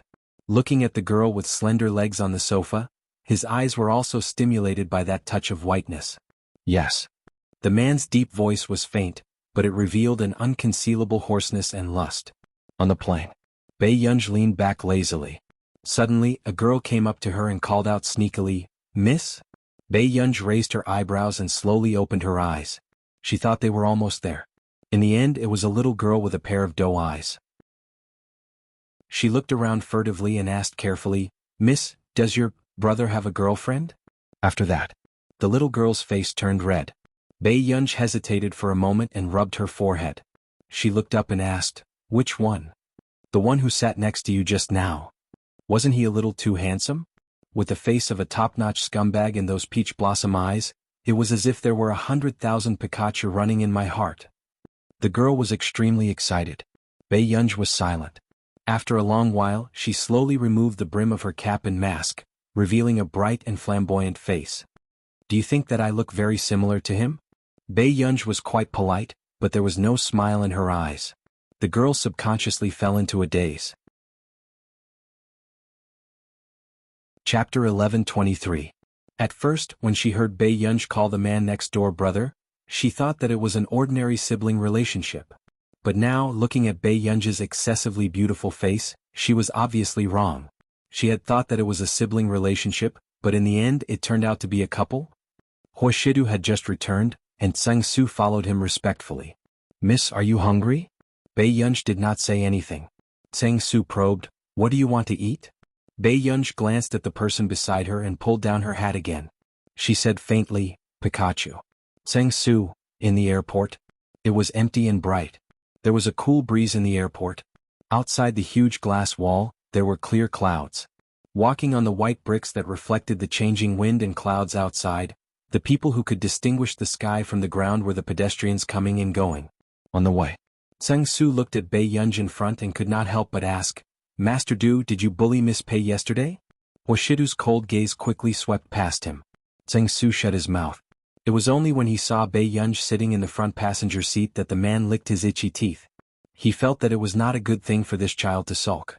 Not long after, Bei Yunj, who was sorting out her emotions, realized that Tseng Su was also here today. The person driving should be Tseng Su too. However, when she regained her senses, Bei Yunj was about to get out of the car when she saw Huashidu open the door of the driver's seat and sit in. Bei Yunj watched as Huashidu started the car. Why was the atmosphere not right? However, looking at the man's eyes, Bei Yunj did not react for a moment before she received a call. Bei Yunj turned on her phone. It was probably Shang Yin who wanted to ask if she had arrived in Yuncheng. Seeing that the atmosphere was slightly quiet, Bei Yunj picked up the call and silently turned her head to the side, answering Shang Yin intermittently. It was probably about the company and the doctor's resume that he had sent over. They chatted for a few minutes. Shang Yin suddenly fell silent and asked, Did you quarrel with Mr. Hua? Bei Yunj paused. I don't think so. Shang Yin could not help but chuckle when he heard that. He suddenly felt that Huashidu was quite pitiful sometimes. He pretended to ask, Eldest miss, when do you think you can treat me to a meal? Bei Yunj raised her eyebrows. You came to Yunqing? When? As soon as he finished speaking. By the time Bei Yunj realized what had happened, her phone had already fallen into someone else's hand and the car had already stopped by the side of the road. The man said casually, President Shang, if you want to come to Yunqing for a meal, you can come anytime. I'm always free. Hearing this, Shang Yin smiled. All right, I'll definitely visit if I have the chance. The call was hung up. Bei Yunj was also looking at him. When the man thought about how Bei Yunj had ignored him and chatted with Shang Yin as if there was no one else around, he could not help but lick the corner of his lips and smile. His hand on the steering wheel suddenly took out a cigarette from the cigarette box at the side. His well-defined hand held a cigarette and lazily lit it. He asked in a light tone, You want to date him? Bei Yunj looked at the man's upturned eyes. His pair of beautiful peach blossom eyes were a little cynical. However, there was no smile in his eyes, but it still made her heart itch. What? Bei Yunj was a little seduced by the way the man smoked. Chapter 11:24. In fact, Huashidu had never smoked in front of her. In this man, smoking had become a kind of mood. It was so seductive that she could not resist and her heart pounded wildly. Huashidu placed his arm outside the car window and casually flicked the cigarette ash with his slender fingers. Does Shang Yin treat you better than me? Bei Yunj. For a moment she could not help but suspect that Shang Yin had asked her on purpose. However, this was the first time she saw a hint of restlessness in the man's eyes. He was not wearing a shirt or a suit. He was only wearing a simple black t-shirt, which accentuated his cold and fair arm muscles. The lines of his muscles were elegant, but his handsome eyes exuded a youthful aura. It was not hard to imagine how many girls he could charm away in school. If this appearance appeared in university, people would probably think that he was a senior. Bei Yunj subconsciously looked away, her heart pounding. Oh. However, she answered too quickly and felt that it was a little perfunctory. Are you tired of staying with me? Bei Yunj watched as the man bit the cigarette and leaned back. His slightly raised jawline was well defined, his sexy Adam's apple bobbed, and the cigarette butt turned scarlet. Finally, he casually exhaled a beautiful smoke ring. This should be the first time Huashidu did not coax her like a child, but it was even more ambiguous and made her heart beat faster. Not really. Bei Yunj started to coax Huashidu again. She smiled intimately into his ear and tested the edge of danger. Haven't you tried it yet? Hearing this, Huashidu suddenly laughed. At this moment, Bei Yunj realized that something was wrong. The man did not seem to have calmed down. However, he turned to look at her. Bei Yunj, try? Why, Yunyun wants to check the goods. The man's usually lazy and carefree peach blossom eyes were filled with a faint smile, and there was an inexplicable sense of aggression. Without waiting for Bei Yunj to react, she saw the man slowly extinguish the cigarette butt and throw away the cigarette in his hand. The next moment, the man suddenly took off his shirt in a practiced manner, revealing his strong waist and abdomen. His Apollo's belt was faintly visible, and his firm and sexy eight-pack abs made one's imagination run wild. The man was topless and had broad shoulders and a narrow waist. He had one hand by her waist and he held the girl's hand and moved it down his abs. When Bei Yunj touched the piece of metal on the man's belt, her whole body froze, and the world in her mind collapsed. Do you need me to teach you how to play? The man looked at her and her ears turned red, but he only laughed in a low and lazy voice and blew into her ear playfully. The neat trousers and metal buttons did not give Bei Yunj a sense of security. Instead, she increasingly felt that the man's temperament was both lustful and flirtatious, revealing a strong sense of crisis. Bei Yunj's eyelids twitched. It was the first time she was so nervous. She instinctively wanted to push the man away. Huashidu were in the car. Moreover, it was broad daylight and the car was parked not far from the crowd. Yes, our Yunyun is young and likes to experiment with different things. The man curled his lips lazily. Every word he said by her ear made the girl's ears turn red.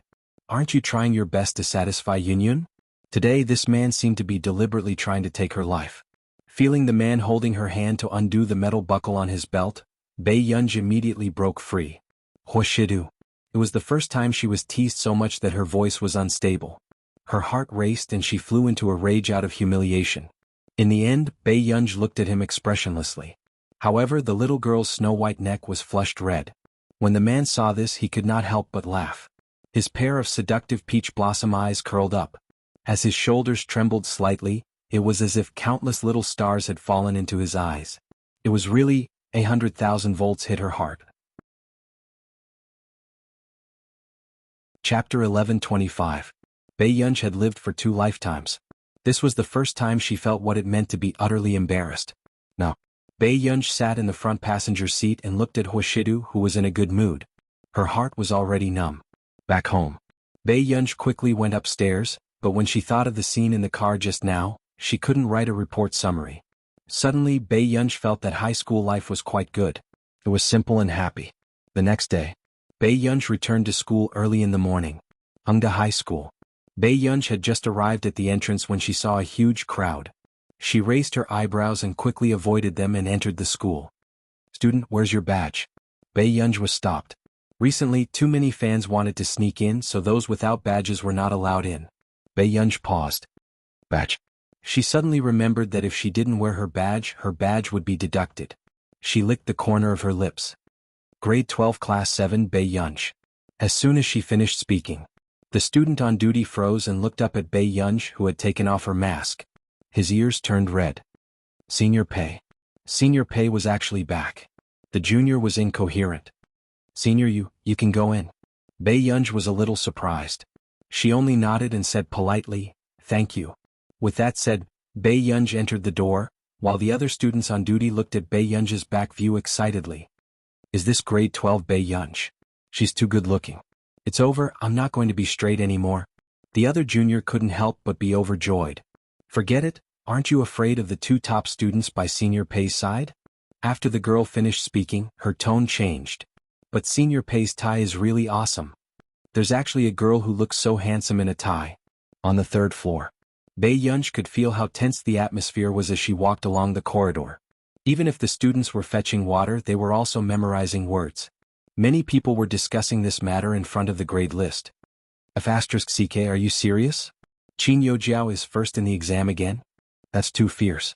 Yeah, she came back from nearly a month ago and got first place in all 4 weekly exams. It's even scarier than when we were in school. Hearing this, someone was scared. But she still has extra points. The International Musicians Association can give her at least 15 points. So this time, Qin Yojiao is very likely to be the provincial top scholar. I heard that the students from number 1 high school next door didn't score higher than Qin Yojiao. Several people couldn't help but discuss. At this time, Bei Yunj lazily leaned against the side of the ranking board and looked at Chu Zhixing and Lu Yuanxi with their lips pursed in disappointment. What's the standard of the 7th class? Wasn't he very arrogant before? Why is she being beaten up by our class Qin Yojiao now? The students of Class 1 couldn't help but clamor, as if they had vented their anger. This month, Class 7 didn't get first place even once. Goddess Qin is still Goddess Qin. When she came back from Neely, not only did she become the youngest C-level member of the International Musicians Association, she even beat everyone in the mock exam. What kind of big boss revenge script is this? The people from Class 1 continued to praise her. However, Chu Zhixing's tone was mocking. Acknowledged her as your master? You're so good at barking for others? Bei Yunj was quite surprised. When did Chu Zhixing become so good at scolding people? Lu Yuanxi also smiled carelessly. Yeah, our class isn't full either. What's the hurry? However, hearing this, the people from Class 1's tone became even more mocking. Don't tell me you think that you can beat Qin Yojiao just because Bei Yunj is back? Chapter 11:26. The people from Class 7 are treating her as their savior. Why don't they think about how that idler is better than Qin Yojiao? Another person's tone was contemptuous and mocking. You. Because Qin Yojiao had been first in the weekly exam 4 times in a row, this indeed made the students of Class 7 speechless. Qin Yojiao had indeed changed a lot after coming back this time. They also knew that Bei Yunj was really going out to play. They might really be slapped in the face by Qin Yojiao. Wake up, who does Bei Yunj think she is? Why do you have to kneel and lick such a b***tc? Before that person could finish speaking, Chu Zhixing suddenly grabbed him by the collar. Chu Zhixing was filled with coldness and murderous intent. The veins on his hands bulged and his eyes were cold. Say that again? Suddenly, a slow voice sounded. Xiao Chu, your temper hasn't been very good recently. Chu Zhixing and Lu Yuanxi froze and turned to look at the person beside them. Bei Yunj took off his black mask and hat lazily and walked in front of Chu Zhixing to measure his height. Did you grow taller? Hearing this, Chu Zhixing nodded obediently. Lu Yuanxi was speechless. This was really Bei Yunj's little puppy. Are you judging me? Bei Yunj walked in front of that boy again. There was no smile in his eyes, but it was even more terrifying than Chu Zhixing's cold expression just now. The boy froze and suddenly remembered how Bei Yunj had hit people in year 2. Bei Yunj only patted his face with the mineral water bottle in his hand and smiled gently. Then what are you? The boy's face paled and he apologized in fright. I'm sorry. Get lost. Don't bully the children of Class 7, do you understand? Bei Yunj's eyes curved and the mineral water bottle suddenly hit his chest. The boy's face was twisted in pain and even the veins on his neck were popping out. I understand. This scene made one's scalp turn numb. No one else in Class 7 dared to provoke Bei Yunj openly. It didn't take long for them to disappear without a trace. Master Pei is so arrogant. Lu Yuanxi unconsciously curled the corners of his lips and said in a carefree manner. Bei Yunj raised his eyebrows and ignored him arrogantly. He turned around and left. Lu Yuanxi, no one was more arrogant than his desk mate. In the office, Teacher Wen, who knew that Bei Yunj was back, couldn't stop smiling. Those who didn't know better would think that their daughter was returning home. Their faces were filled with joy and they were polite to everyone they met. However, the head teacher of Class 1 glanced at Mr. Wen and said with a strange smile, Mr. Wen, how long has it been since Bei Yunj studied? There were only 2 or 3 days left before the college entrance examination. Don't let it be worse than the time during the joint entrance exam. Teacher Wen just tolerated it and smiled indifferently. We'll ask her when the time comes. If you take student Qin Yojiao with you, you might even be able to produce a top scholar in the city. Top scorer in the city? The head teacher of Class 1's tone was filled with pride. With Qin Yojiao's stable results and her extra marks, she might even be able to become the top scorer in the province. I actually know your difficulties, Teacher Wen. Lu Yuanxi and Chu Zhixing are good at following people, but they are a little biased. As for Bei Yunj, She's too arrogant. She really thinks that no one can compare to her. Hearing this, Teacher Wen's expression changed. He could tolerate it usually, but it didn't mean that others could point a gun at his students. I've never told students that they have to fight for the first place in everything. But I also have to warn teacher how that you might not be able to win even if you fight for it. Chapter 11:27. Teacher Hao's expression darkened. You, Teacher Hao, I'm going to class so I won't talk to you anymore. With that said, Teacher Wen left the office. In the entire grade, the news of Bei Yunji's return spread. Class 1. Qin Youjiao's eyes darkened as a mocking smile appeared on her lips. Bei Yunji's back? Yes. She even hit Wang Shuqiang. This person is simply a hooligan in school. The girl said angrily. Forget it. She won't be able to cause trouble for long. Qin Youjiao only smiled, the faint mockery in her eyes. It was obvious that she did not take Bei Yunji seriously. Anyway, she came back this time to crush Bei Yunji into the mud. Youjiao, you seem to have been reborn this time. Your score is stable at 730 points. Even if you don't get extra points, you'll definitely enter Yun University. Everyone could not help but be envious. What do you mean by rebirth? I just did a little more homework. Qin Youjiao chuckled. In Neely, apart from practicing the piano, she did questions and only slept for 5 to 6 hours. She studied desperately so that she would not be stepped on by anyone. It was also to make Bei Yunji realize that she would never have the right to compete with her. At this thought, coldness flashed past Qin Youjiao's eyes.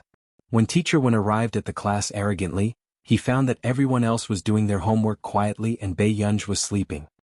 She really didn't give him any peace of mind. Seeing that Teacher Wen's expression was not good, Lu Yuanxi immediately pushed Bei Yunji. Master Pei, if you don't wake up, old one will eat someone. Bei Yunji woke up slowly. Her eyes were slightly red, but her expression was not good. Teacher Wen gave a fake smile. Bei Yunji, aren't you used to sleeping at the desk after going out to play for a few months? Bei Yunji hesitated for a moment before she nodded. Everyone was speechless. As expected of Master Pei. Teacher Wen's expression darkened. She was hopeless. She was hopeless. However, Lu Yuanxi immediately said, Teacher, Bei Yunji has a cold today. Bei Yunji turned to look at him. Question mark. But after meeting Lu Yuanxi's eyes, Bei Yunji quickly understood. Lu Yuanxi was deliberately covering for her. Okay, Bei Yunji replied. Only then did Mr. Wen's face fade away. He couldn't help but say with concern, take care of your body. Don't let it affect your performance in the college entrance examination. Yes, thank you, teacher. Bei Yunji nodded. Teacher Wen nodded and gave a few instructions before letting the students do their homework. Afterward, Lu Yuanxi also noticed that there was something wrong with Bei Yunji's expression. What's wrong with you? Are you dreaming? Yeah. Since last night, she had been dreaming about the scene in the car with Huashidu yesterday. One moment, the man was blowing air into her ear and the next moment, the man was laughing. That pair of peach blossom eyes were like electricity. The scene of such a restricted level made it hard for people to speak. Bei Yunji, was this man here to curse her to death? What did you dream of? Lu Yuanxi leaned over and asked. Bei Yunji picked up the glass and drank some water. Then she picked up the iPad and said faintly, Pikachu with electricity. Lu Yuanxi, question mark. But it was only in the afternoon that Lu Yuanxi started to wonder if his mouth had been blessed. Bei Yunji really had a cold and her forehead was still a little hot. Until school ended. Bei Yunji, who had already taken the cold medicine, had her usual lazy and beautiful eyes looking listless at this moment. However, at the school gate she saw Mrs. Qin picking up Qin Youjiao. The surrounding fans also lost control. Chapter 11:28. Jiao Jiao, all the best for the college entrance examination. The fans in the crowd were shouting. Qin Youjiao smiled and Mrs. Qin, who was holding Qin Youjiao's hand, also smiled at everyone. Thank you, everyone. Everyone go back early. Hearing this, the fans became even more excited. However, Qin Youjiao also noticed Bei Yunji in the crowd. She held Mrs. Qin's hand casually and smiled sweetly. Mom, didn't I say that you should rest well and not come and fetch me? My daughter did so well and studied so hard. As a mother, of course I have to care about my daughter. Mrs. Qin touched Qin Youjiao's forehead and said with a smile, Jiao Jiao, Mom will always be proud of you. Qin Youjiao acted coquettishly with Mrs. Qin. However, Bei Yunji only looked away calmly and answered the chauffeur's call. Because there were too many fans, the chauffeur could not stop at the school gate, so Bei Yunj could only leave and walk to a nearby intersection. Mom, Bei Yunj is back too. Do you want to meet her? Qin Yojiao asked after Bei Yunj left. However, Mrs. Qin frowned the moment she heard this name. What's there to meet her? Jiao Jiao, stay away from her too lest you get into trouble. Mom, I think that Bei Yunj's results are actually alright. They're not that bad. What if she can enter Yin University too? Before Qin Yojiao could finish speaking, Mrs. Qin interrupted her and said with a smile, Her? How is that possible? Jiao Jiao, you don't have to care about her. A dark glint flashed past Qin Yojiao's eyes, but she hoped that Bei Yunj could hear these words with her own ears. She would only vent her anger if she could see Bei Yunj lose her luster. Back home. Bei Yunj had just entered the hall when she looked up and found that not only was Hua Shidu there today, even old Madame Hua and Momo were there. Grandma Hua. After Bei Yunj regained her senses, she called out with a smile. However, old Madame Hua immediately stood up, her expression nervous. Why does your voice sound wrong? Are you not feeling well? It's all right. Bei Yunj did not even look at the man on the sofa beside her. However, the next moment, old Madame Hua held Bei Yunj's face and pressed her forehead against Bei Yunj's forehead. She said, What do you mean? He was starting to have a fever. I told you that Hua Shidu doesn't know how to take care of girls. The college entrance exam was in 2 days. If you're still running a fever, then you're definitely not in good condition for the college entrance exam. Fever? Didn't sleep well last night? Hua Shidu then looked at Bei Yunj. Bei Yunj, no. Before the college entrance exam, had to return to the old house. I'll take care of her myself. Old Madame Hua's words caused Bei Yunj and Hua Shidu to disagree. Grandma Hua, that's too much trouble. Bei Yunj frowned. Hua Shidu also said, Old Madam, how can you have the energy? I have a lot of energy.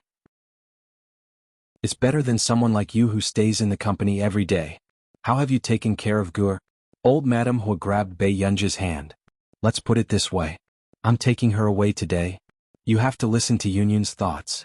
The man said slowly. However, he did not expect Bei Yunj to suddenly look up at him and be silent for a moment. That works too? Hua Shidu, Bei Yunj looked away. She did not want to have that dream again tonight.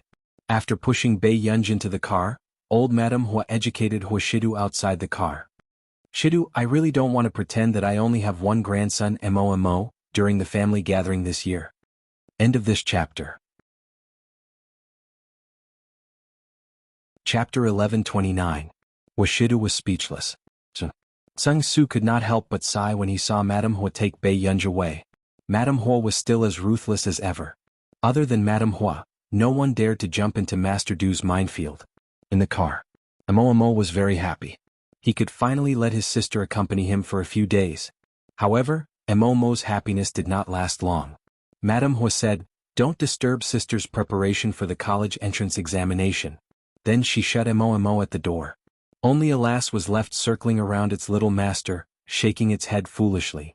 However, what made Madame Hua at a loss was that in the next 2 days, Bei Yunj's fever became even worse.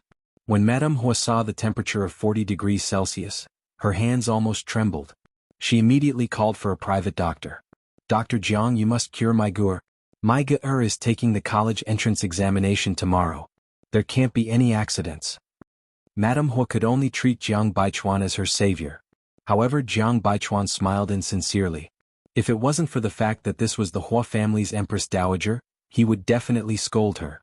He was a doctor, not a sorcerer. How was it possible for a high fever to disappear overnight? It was already 40 degrees Celsius, any higher and her brain would be fried. When Jiang Baichuan thought about how Miss Pei still had to take the college entrance examination tomorrow, he felt a headache coming on. He took a deep breath. Madame Hua, I can only try my best to lower her temperature so that she will be in a better state tomorrow. But what about Gur's college entrance examination? The old madam immediately blamed herself and was annoyed. How could this be? In the past, when she took care of Jing, Shidu and Momo were fine. I can only say that, it's up to fate. It doesn't matter if Miss Pei repeats for a year. Jiang Baichuan didn't think much of it. Anyway, the Qin family and the Hua family could support her. The next day, Bei Yunj's condition was slightly better, but after taking her temperature, she still had a high fever of 39 degrees Celsius. Madame Hua hugged Bei Yunj early in the morning and cried. Bei Yunj's head hurt even more. Grandma Hua, I haven't been to the examination hall. Hearing Bei Yunji's voice, Madam Huaguhua, Madam Huayu, you really want to take the exam? Why don't you do it next year? Grandma will definitely find you the best teacher and get you into Yunqing University.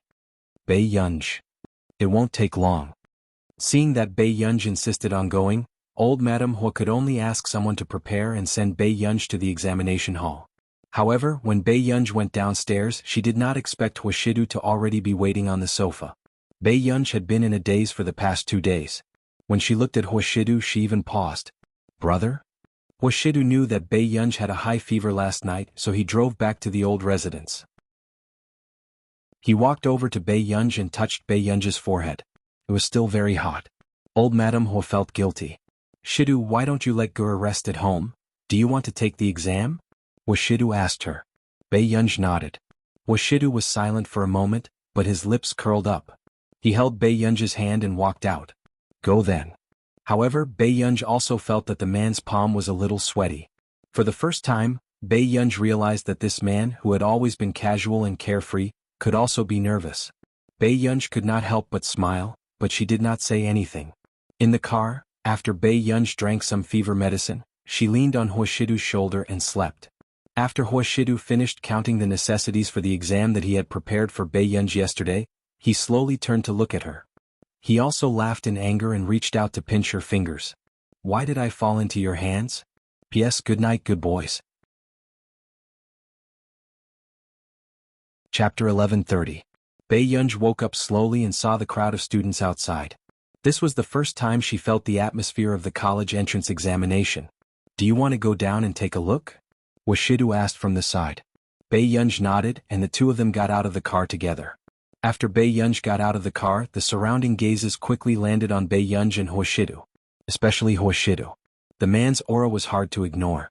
Now that he was wearing an elegant tailored suit, he looked light and arrogant. Huashidu's well-defined hand held a black long-handled umbrella, taking care that Bei Yunj could not bask in the sun.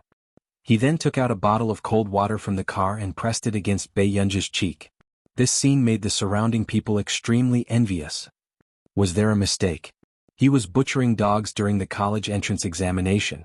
Bei Yunj held the man's warm hand very smoothly. When she rubbed the mineral water bottle, she also rubbed against the man's hand. She would be a fool not to take advantage of him. The man was used to it and only glanced at her casually. He laughed ambiguously. Just as Bei Yunj looked puzzled, she heard him smile unhurriedly. That's good. Brother likes our Yunj to be fearless. Bei Yunj was speechless. Bei Yunj immediately let go of his hand. In a way, Pei Qian was indeed unforgettable. He was clearly a bronze-level person who could fall ill from insomnia after being flirted with, but he still felt that he was a king. Suddenly, Teacher Wen's voice sounded in surprise. Isn't this brother Bei Yunj? Teacher Wen. Huashidu nodded slightly. Teacher Wen, who was wearing a volunteer vest, greeted him and realized that Bei Yunj's expression was not right. Bei Yunj, are you not feeling well? Pei Yunj hummed lazily, her voice thick with nasality. Don't tell me you have a fever? Teacher Wen's expression changed. Pei Yunj's eyelids were slightly closed as she lifted them lazily, looking listless. Teacher Wen immediately panicked. How high is your fever? Are you feeling unwell? Don't be nervous, Bei Yunj. Do your best. You can definitely do it. Let me teach you. Take a deep breath and calm down. Bei Yunj said. Teacher, you should calm down first. Why do you suddenly have a fever? Hearing Teacher Wen's noisy voice, Pei Yunj immediately turned to look at Huashidu. Brother, you can go back first. There's still a minute to go. I'll go over first. With that said, Pei Yunj turned around without thinking and prepared to leave. But in the next second, she was suddenly pulled back. The man's eyes were extremely dark. He stared straight at her and seemed to sigh. Brother is still quite nervous. Bei. Huashidu raised his eyebrows and looked at her patiently, as if he was really waiting for her to coax him. Pei Yunj, did he need her to coax him? She, who was sick, wasn't nervous to go to the examination hall. Why was he nervous? This thought had just appeared in Bei Yunj's mind, but before she could react, someone suddenly grabbed the back of her neck gently. In the next second, Bei Yunj took a step forward and the man bent down, pressing 2 warm kisses on her forehead. In that moment, the man moved away. When the people around saw this scene, they were immediately flirted. Wasn't this 2F** king tempting? Chapter 1131. The man's fingers caressed the back of her neck intimately, causing her to tremble. Do well, Yun. However, the man's low laughter rang in her ears, as if there was no one else around. If you do well, everything will be yours. The others could not see the girl's face clearly. They could only see that the girl's ears were red. They did not know what the man had just said with a smile. Teacher Wen also felt that this seemed to have deviated from what he knew. Although he knew that Huashidu was not Bei Yunji's biological brother, he had always thought that he was her cousin or something. But wasn't the current direction a little wrong? She was stunned for 2 seconds as she looked at Bei Yunji. Tseng Su, who was beside her, could not help but sigh. True love can indeed conquer everything. Miss Pei will definitely have endless inspiration and win the college entrance examination. However, as soon as he finished speaking, Bei Yunji turned around and bumped into someone. She was in so much pain that she immediately covered her head. He didn't seem to be a very smart person. Tseng Su was speechless. Teacher Wen was speechless. It was over. She looked like she had drunk a box of vodka. Looking at Bei Yunji's back view as she left, Teacher Wen was almost depressed. How is it? I think I saw Bei Yunji go in just now. How is she? Bei Yunji's physics teacher asked with a smile. Teacher Wen said, she has a fever. She might be in a bad state. She's sick at this time? Is it serious? The physics teacher frowned. Teacher Wen instinctively looked at Huashidu. Tseng Su answered first, 39 degrees Celsius. This time, the teachers fell silent. This was already a high fever. If it rose another 2 degrees, her brain would be damaged. How can she take the exam in this state? The language teacher beside him was also worried. That's right. The examinees from the previous cohort that I taught had a low fever that affected their performance. They were 20 to 30 points worse than usual.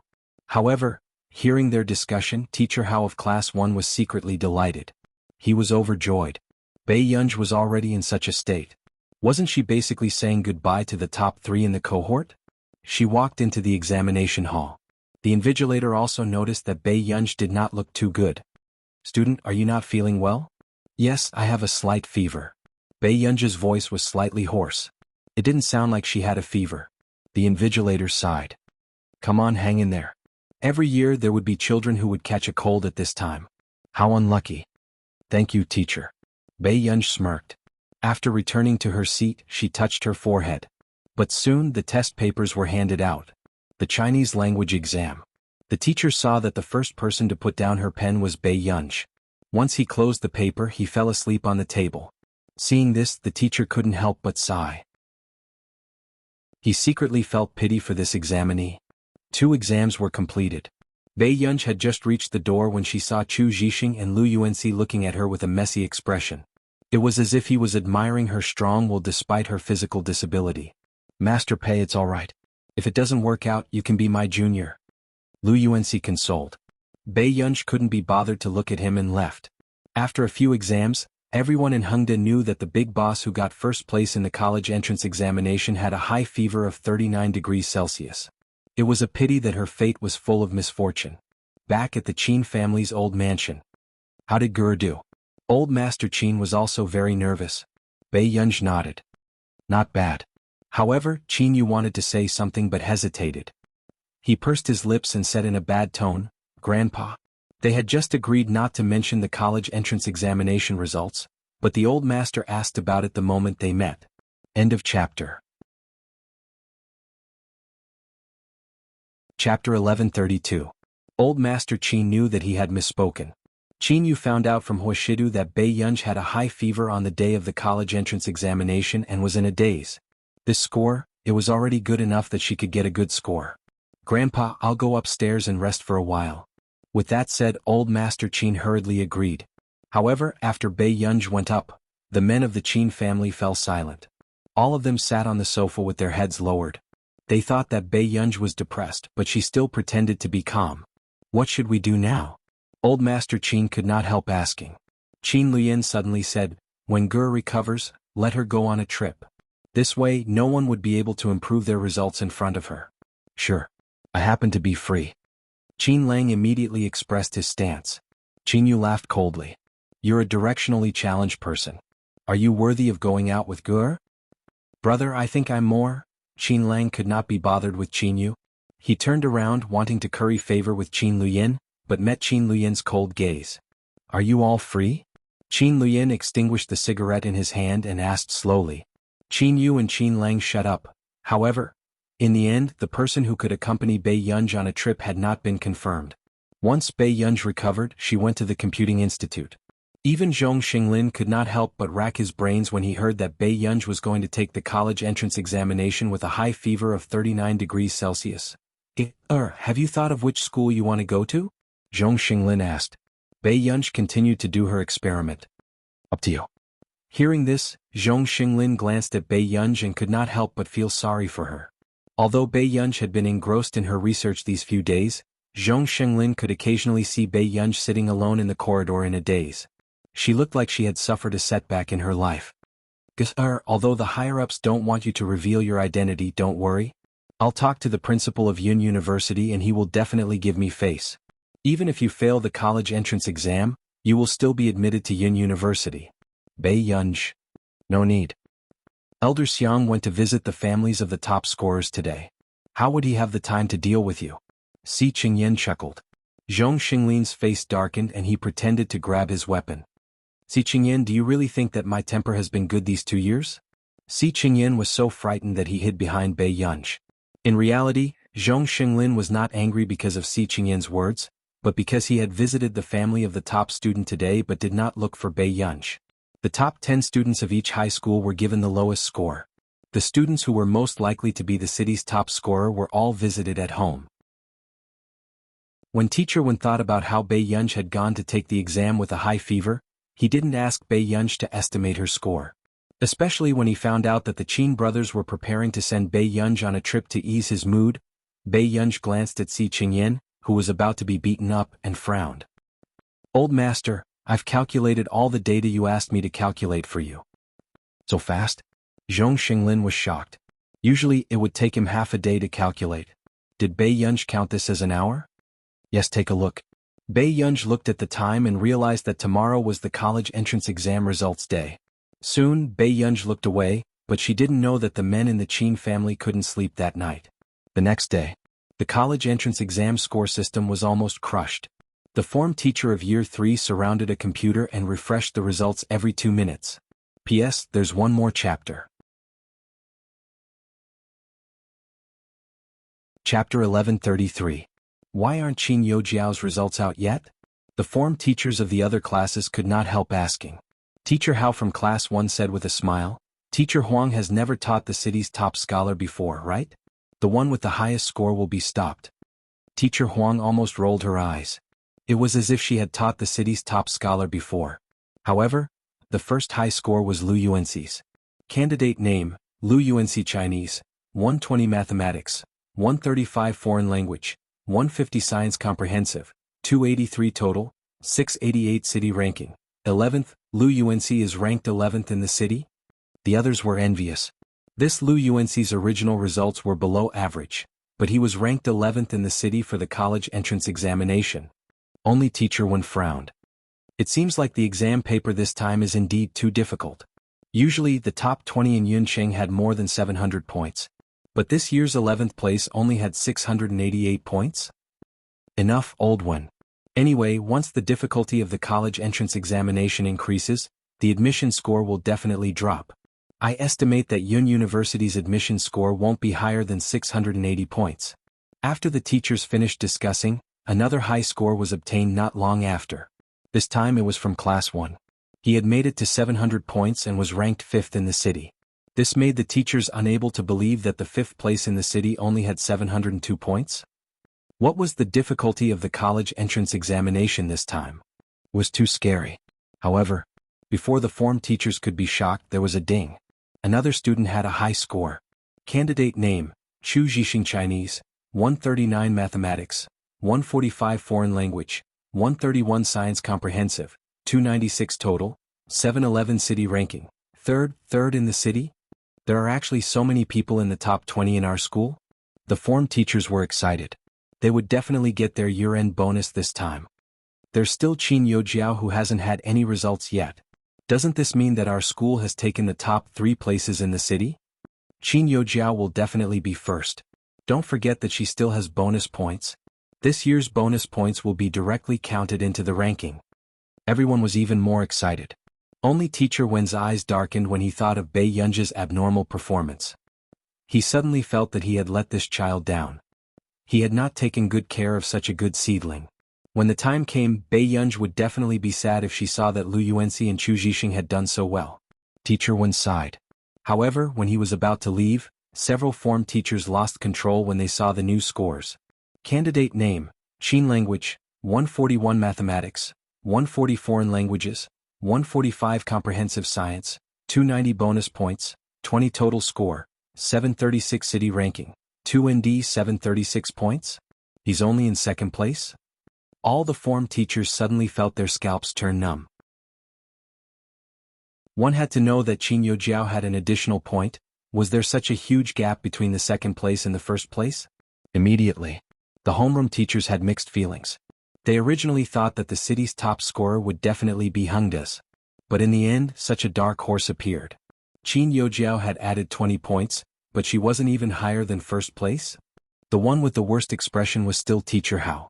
He originally thought that she would definitely become the city's top scorer. He was even the provincial champion. But in the end, Qin Youjiao actually added 20 points and didn't even get first place?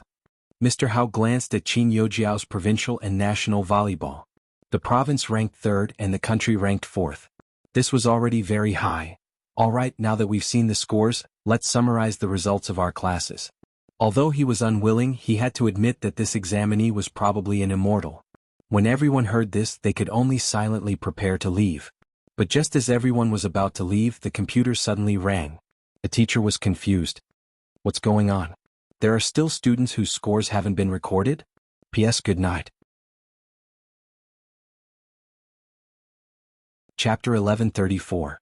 The teacher closest to her felt that it was strange and immediately walked to the computer. After refreshing it, he almost cursed. F***CK. What's going on?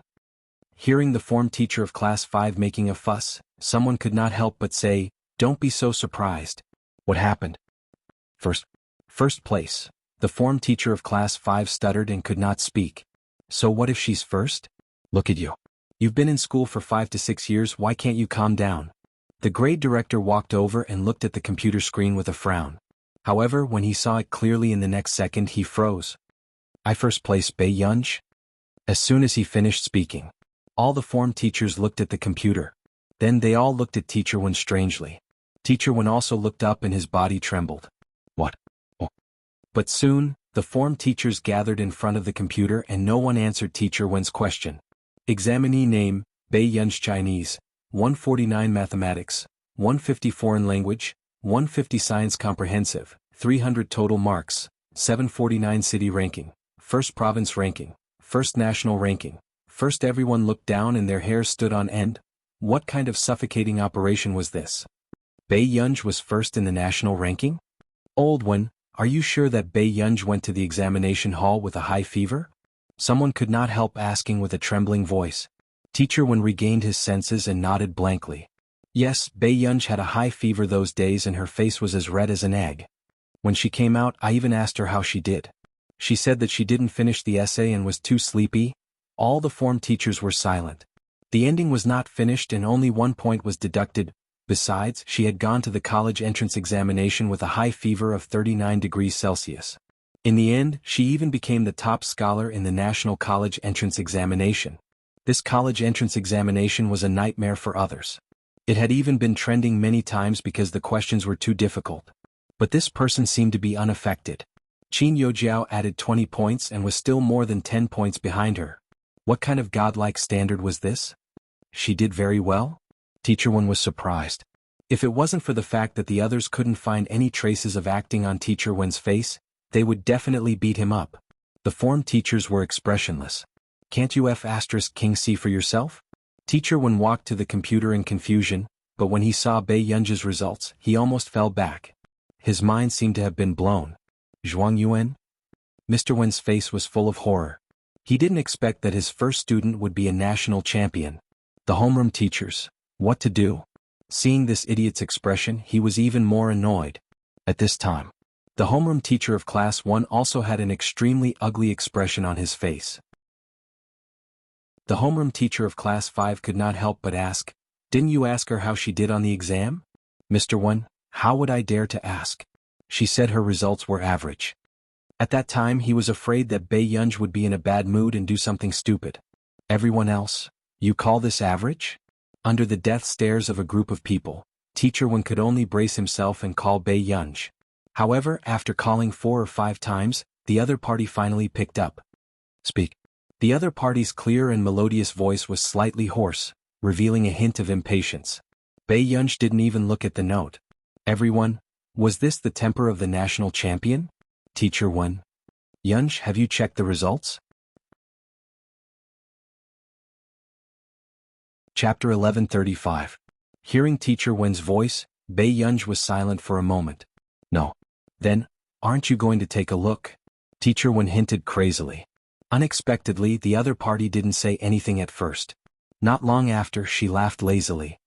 "Old Wen, there's no need to cast a shadow over my dear classmates at such a happy age, right?" This person was still the most arrogant. Teacher Wen was speechless. All the form teachers were speechless. Teacher Wen couldn't help but ask, "Aren't you afraid that you'll perform badly?"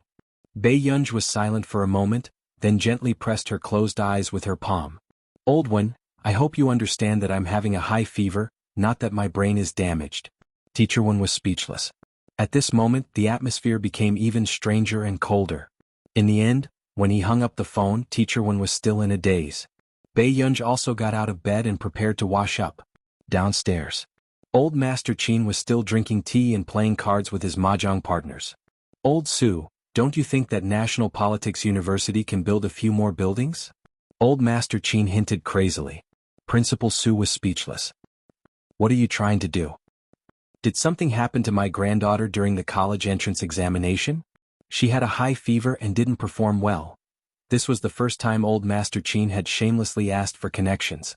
After all, Qin Luyin and the rest went to either Nili University or Yunqing University. No. Absolutely not. Principal Su immediately rejected him. He was wondering why this old fox asked him to play cards every day. After going around in circles, this was what he was waiting for. One had to know that Country A's University of Political Science and Law was a top-notch university in the country. As the principal, if he used his position for personal gain, wouldn't he be stepping on the reputation of the University of Political Science and Law and crazily testing the edge of danger? Principal Su rolled his eyes. "Can you do it? Don't make things difficult for me. At most, I can give you a special bonus, but it won't be much."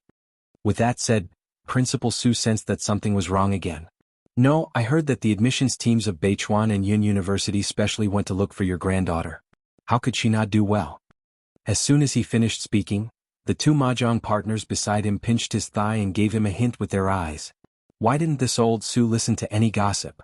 As expected, Old Master Qin was silent for a moment before he said lightly, "Old Su, my granddaughter's name is Bei Yunj. You've been in Nili for the past 2 years, so you still don't know the situation."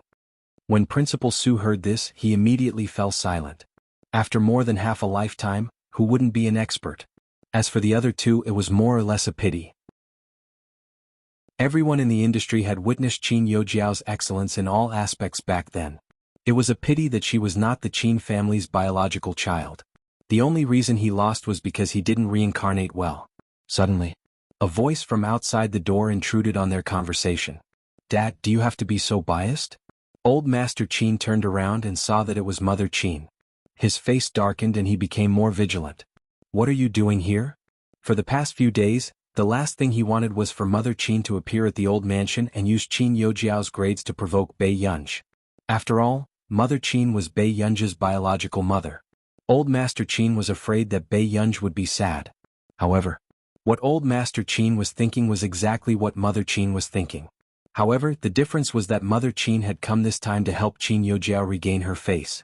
Jiao Jiao scored 736 points. I want to hold a banquet for Jiao Jiao and hope you can come too. Chapter 1136. Hearing this, Old Master Qin was so angry that his face flushed red.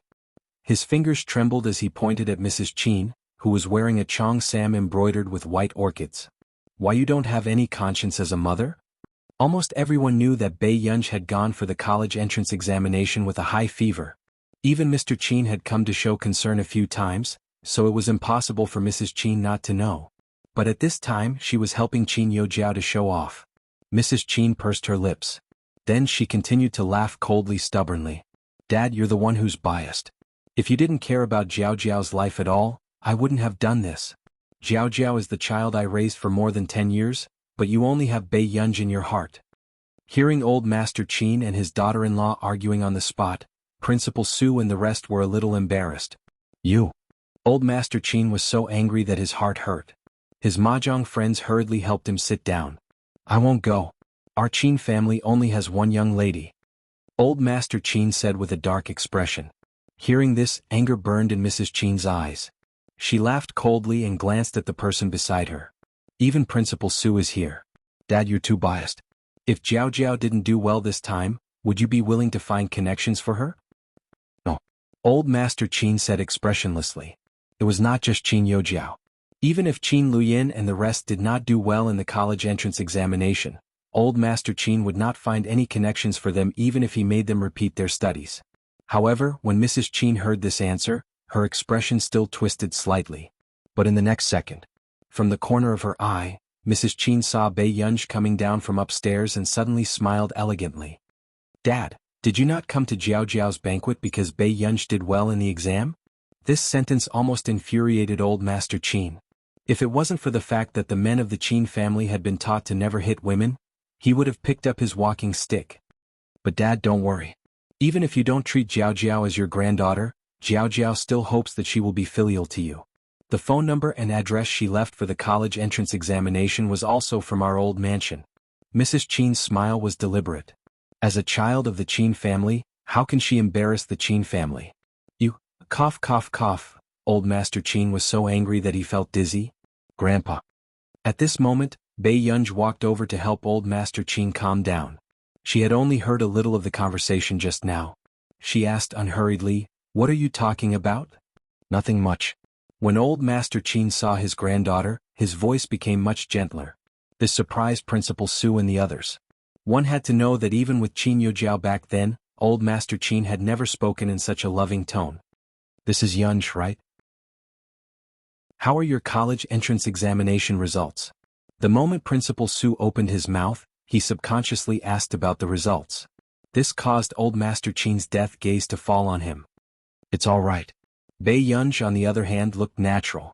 Principal Su couldn't help but ask, "How many points?" Bei Yunj, "Not yet." Old Master Qin, Principal Su and his mahjong friends were speechless. This kind of confidence was indeed rare. Mother Qin couldn't help but scoff. She said sarcastically, "If you're not good, then you're not good. How good is that?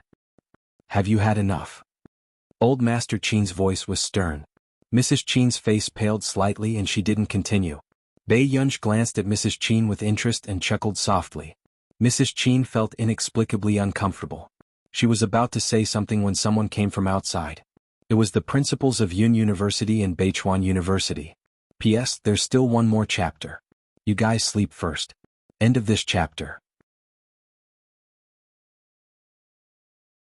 Chapter 1137. Excuse me, is this old Master Qin's house? The two principals had just arrived and were still a little nervous. After all, they had met outstanding candidates with good family backgrounds, but this was the first time they had met someone with such a good family background. It was at least a few hundred meters from the entrance of the old mansion to the living room. However, when Mrs. Qin saw this, she thought that they were here to look for Qin Yojiao. She was a little flattered.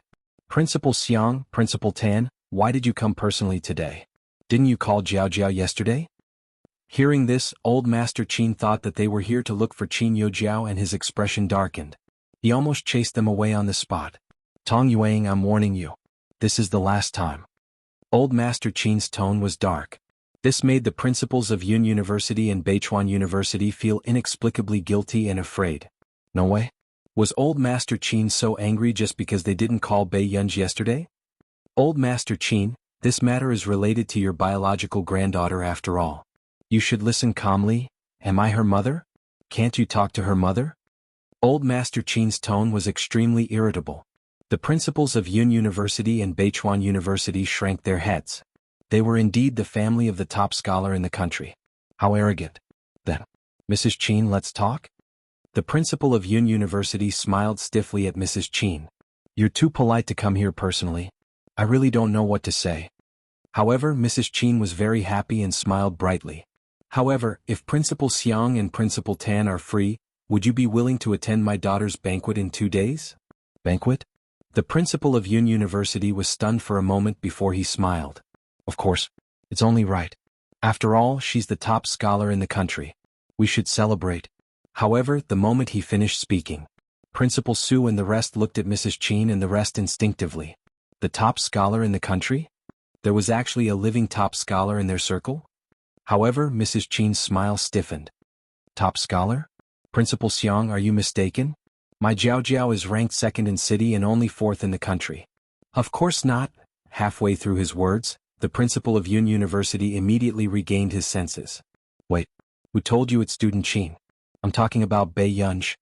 Suddenly, the atmosphere fell into a dead silence. However, the principal of Yun University was still talking non-stop. I really didn't expect that student Pei would actually score 749 points in the college entrance examination, which was unprecedentedly difficult. I heard that it was because you didn't finish your essay, so 1 point was deducted, right? Initially, the grading teachers wanted to deduct 2 or 3 marks, but a senior teacher liked student Pei's essay very much. He couldn't stand the deduction of 2 or 3 marks and sent it to the higher-ups for approval. In the end, only 1 mark was deducted. Girl scored 749 points?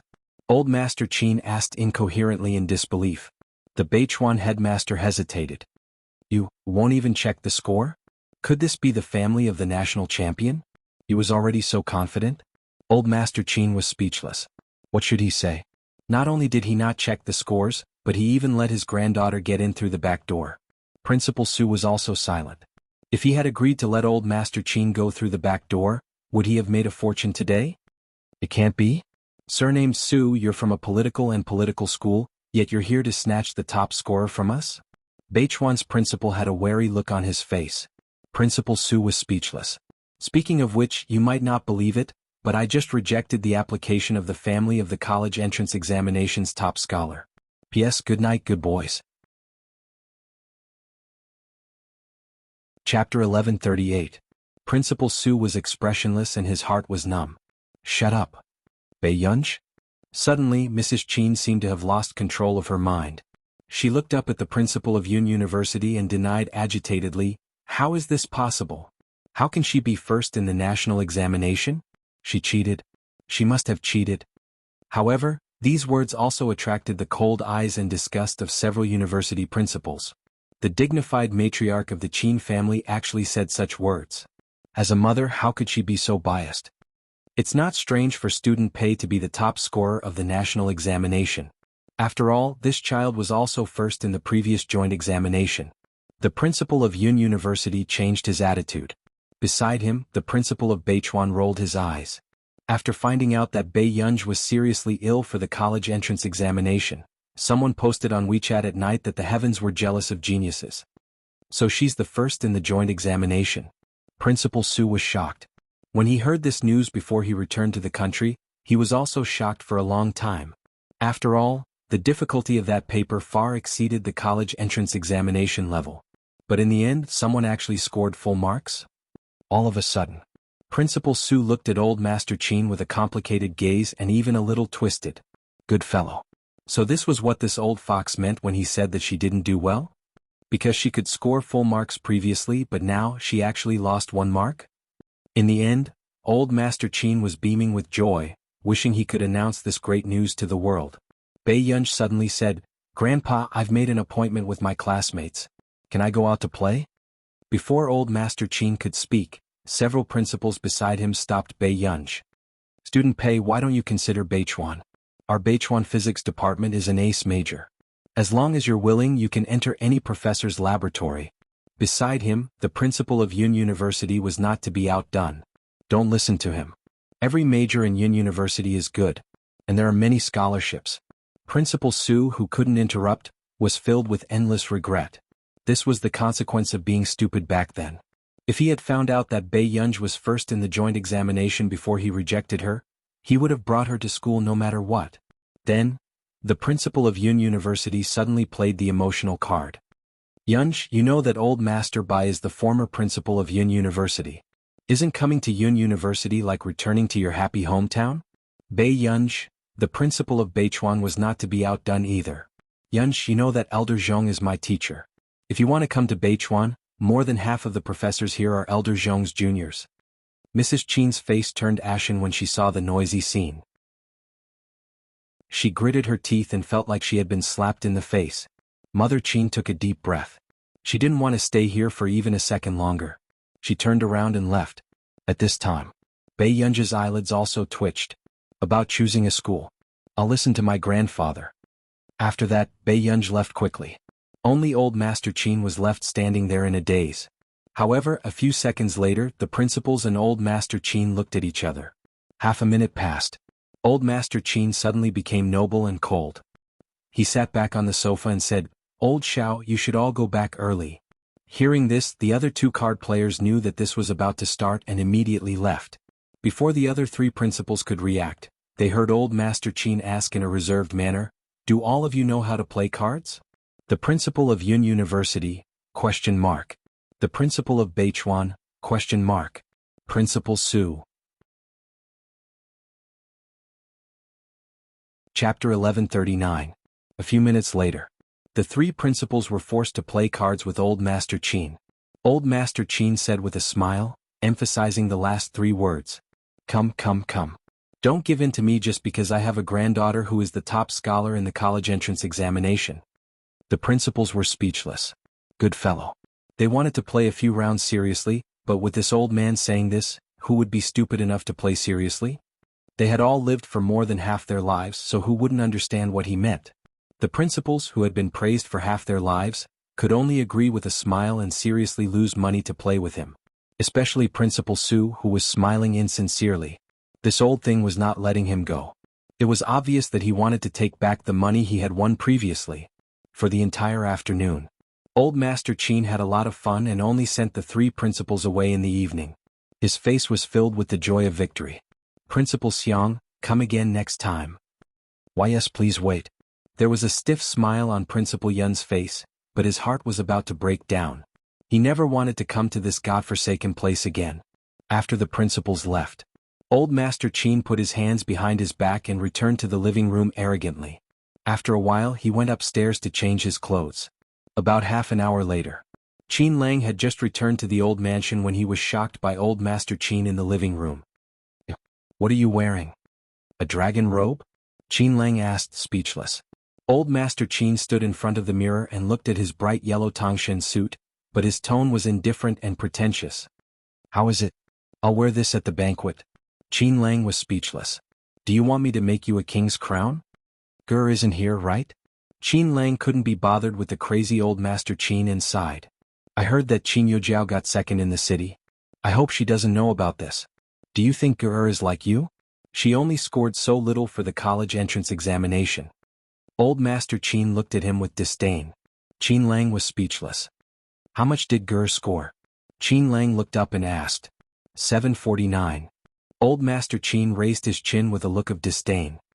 Unlike you, Yund on your card. Just now, the principals of Yun University, Beichuan, and Guojing were playing cards with me. Qin Lang, no wonder this old man already thought of himself as an emperor and started to wear dragon robes. After Qin Lang finished despising him in his heart, he quickly went upstairs and secretly posted on his WeChat moments to show off. Bei Yunj had only come out to hide from the principals. After calling Song Yao, she found out that Song Yao had gotten 9th place in the city and would definitely enter Yun University. Computing Institute. Master Pei is awesome. He casually became the top scorer in the country with a high fever, Si Qingyan teased. In the afternoon, the news that the top scholar of the college entrance examination was suffering from a high fever and was 1 point away from getting full marks had spread. Was this the world of the big shots? She should be coming to my faculty, right? Si Qingyan asked excitedly. Bei Yunj didn't even raise her head. Are you going to teach me? Si Qingyan was speechless. What kind of question was this? I haven't thought about it yet. I just want to make the old man happy by taking the college entrance exam. Bei Yunj said slowly. Just don't leave Yin City. You can go anywhere. Si Qingyan was scrolling through the trending topics as usual. Suddenly he saw a novel trending topic and clicked on it.